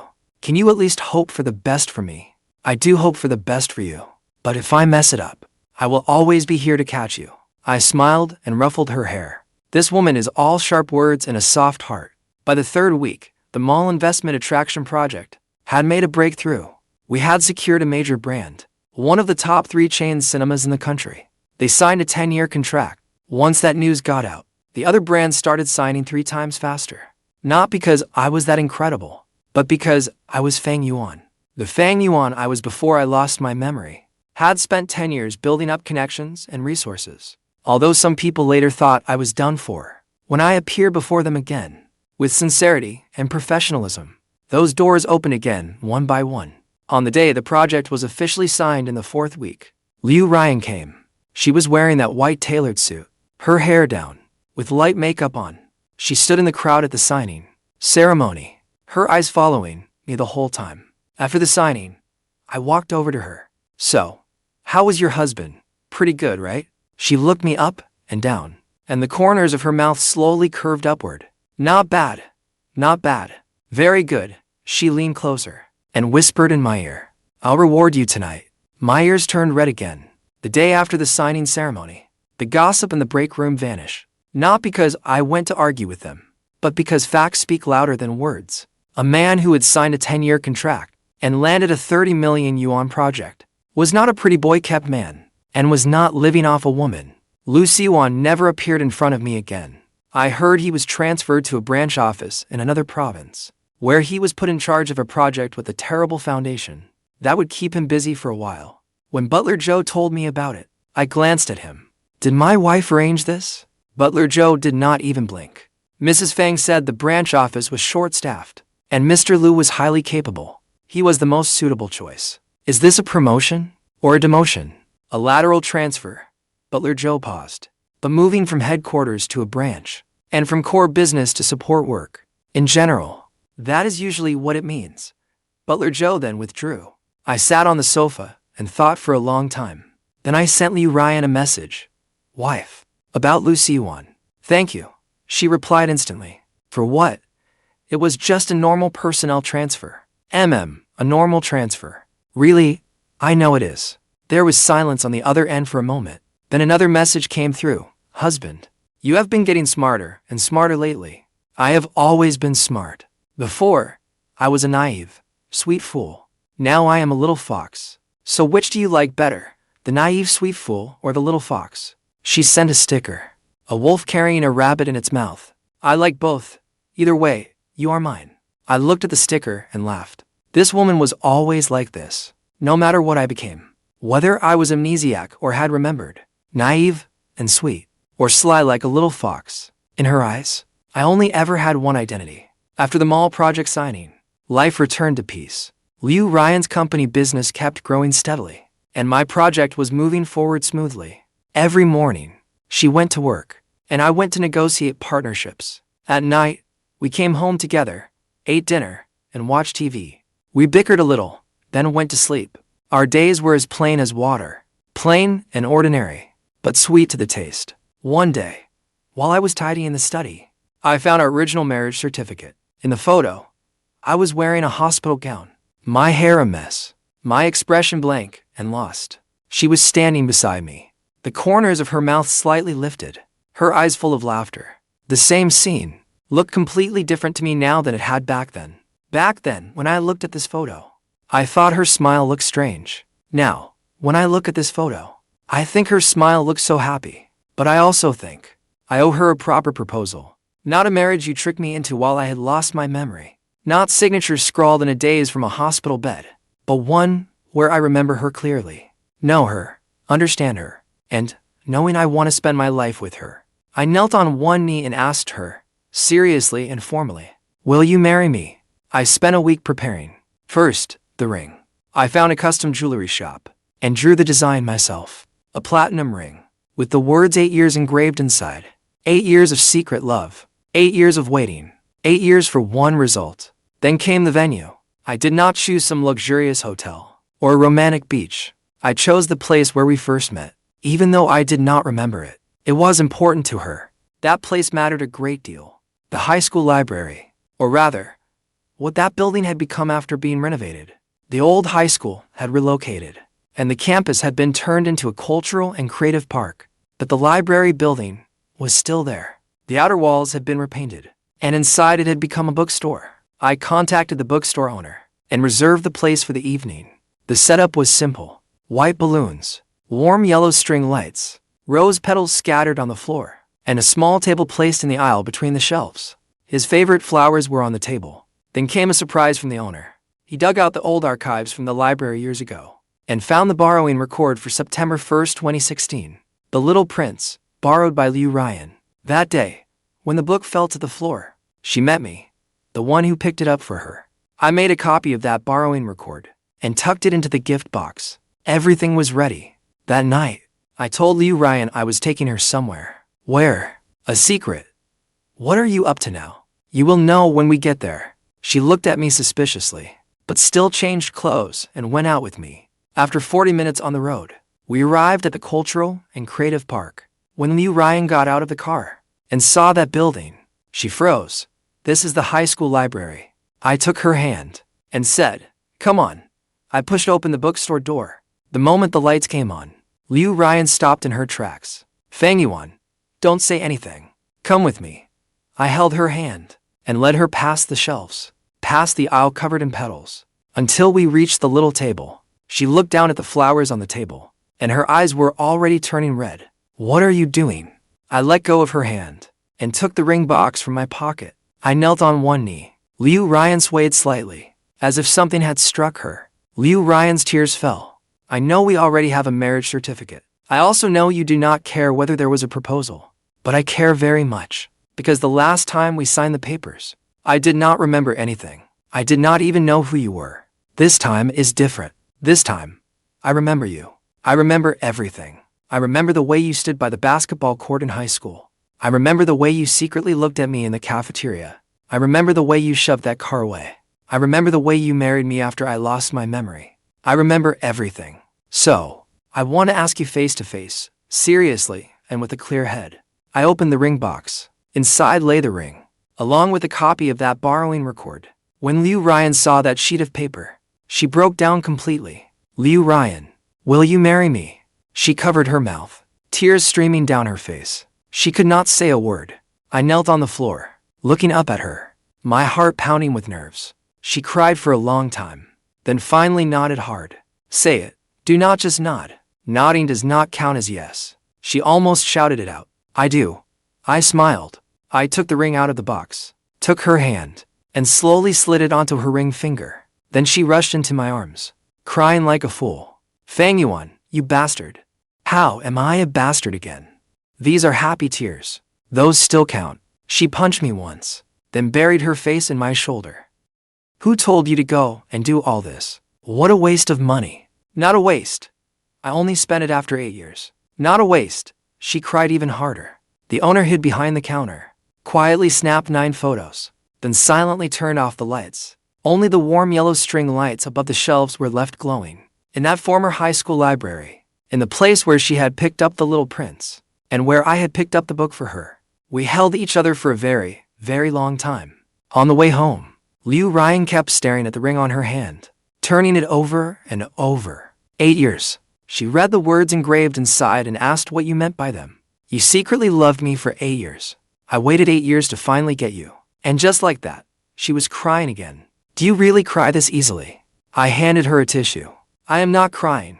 There are just tears all over my face. That is happiness. Happiness still counts as crying. She glared at me, then took the tissue, wiped her face, and went back to looking at the ring. Husband, thank you. Thank me for what? Thank you for being willing to wait for me. Thank you for not leaving. Thank you for, his voice fading lower. Thank you for loving me. I reached out and took her hand. Ruyan, no need to thank me. Why not? Because this is what you deserve. She leaned against my shoulder and said nothing more. Outside the car window, the streetlights slipped past one by one. Light and shadow played across her face. Her eyes were wet, and her lips curved in a smile, quiet and still, like a painting. That night, after we got home, the first thing she did was not change her shoes, not take a shower, but take out her phone and snap a close-up of the ring. Then she posted it on WeChat Moments. The photo showed a ring and a yellowed borrowing record. The caption had only one line, 8 years. He filled in the rest. The comments blew up almost immediately. What kind of heavenly proposal is this? President Liu got married. What is this borrowing record? So romantic. I am crying. What kind of breathtaking love is this? Zhou Yu commented below. Fang Yuan, you little rascal. You've really made something of yourself. Qing did not show up. She was abroad, so she probably would not even see this WeChat Moments post. But even if she did see it, I doubt she would say anything. Ruyan lay on the bed, scrolling through the comments one by one. The corners of her mouth never stopped lifting. I was happy too as I lay beside her. She put the phone down, then turned to face me. Husband, when did you start liking me? I thought about it. I do not know. Maybe when you pushed that car away. Maybe when you brought me home from the hospital. Maybe every time you called me husband. Maybe when you got jealous. I think I must have already been calling you that. Did you call me? Chapter 6, page 3. You can look for yourself. She froze. You still remember? What I said.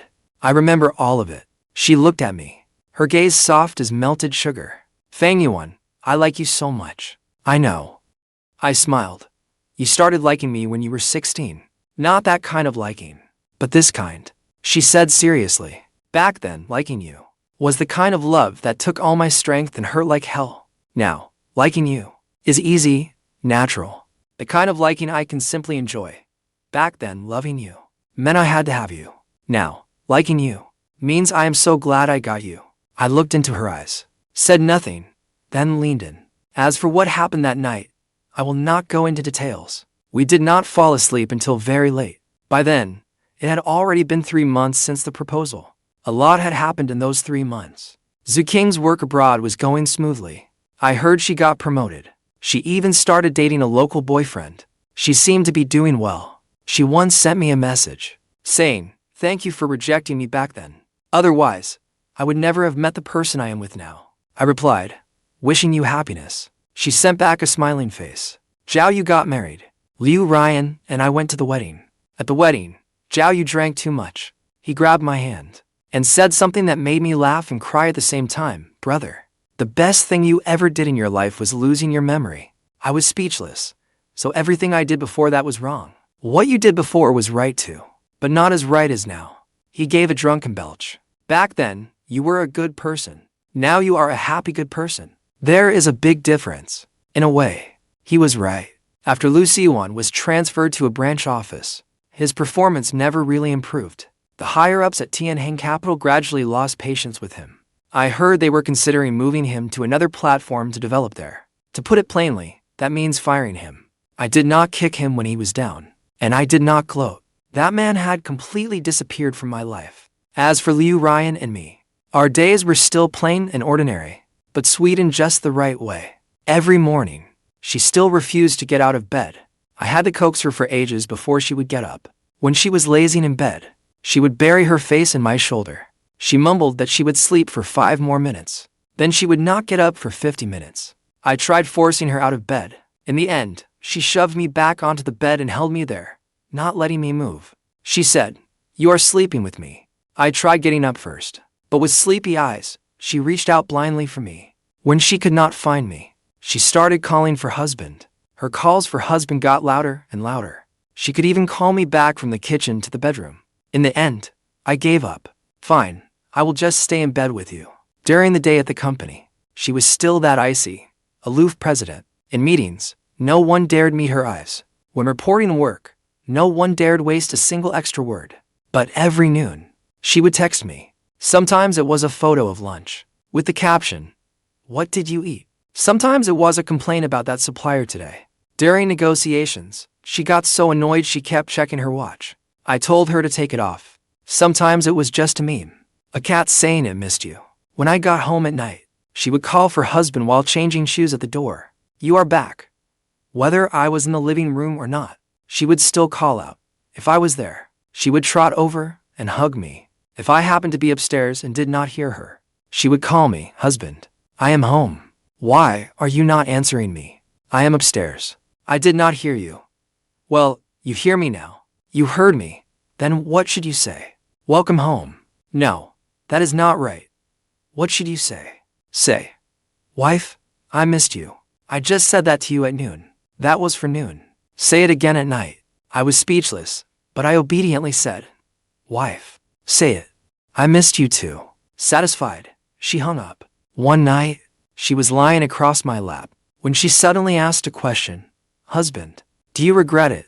Regret what? Regret calling me wife in the hospital back then? I thought about it. No. Why would I? Because if I had not said that one word, you might never have registered the marriage with me. If we had not registered, you might not have taken me home.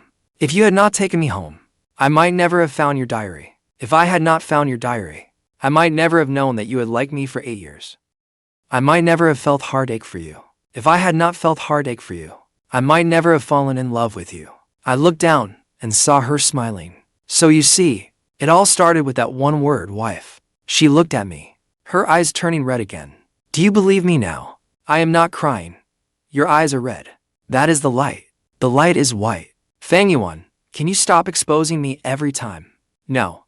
She puffed up angrily and punched me once. Then she buried her face against my lap. In a muffled voice, she said one sentence. "What did you say?"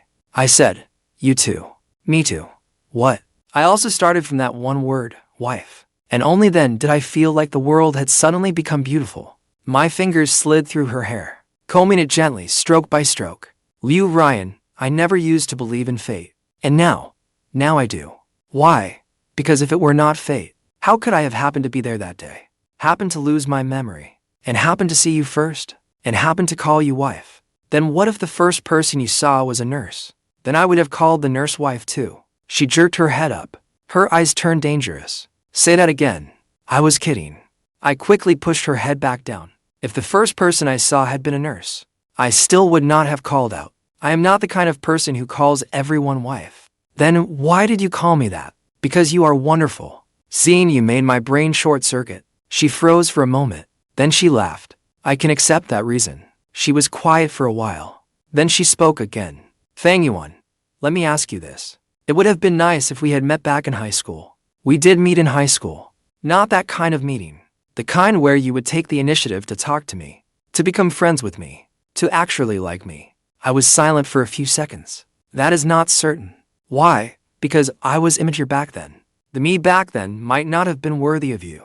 She lifted her head and looked at me. Then, are you worthy of me now? I think so. Just so. You are very worthy. I said we are a perfect match. She smiled and leaned back against my lap. A breeze drifted past the window. The osmanthus in the courtyard was in bloom. Its fragrance seeped in through the crack in the window. It was sweet as I looked down at the person in my arms. This person who had liked me since she was 16. This person who hid her crush in a diary and kept it hidden for 8 years. This person who, when I was at my lowest, seized the very last chance. This person who left a permanent scar trying to push me away. This person who feared I would leave, yet did not dare lock me down.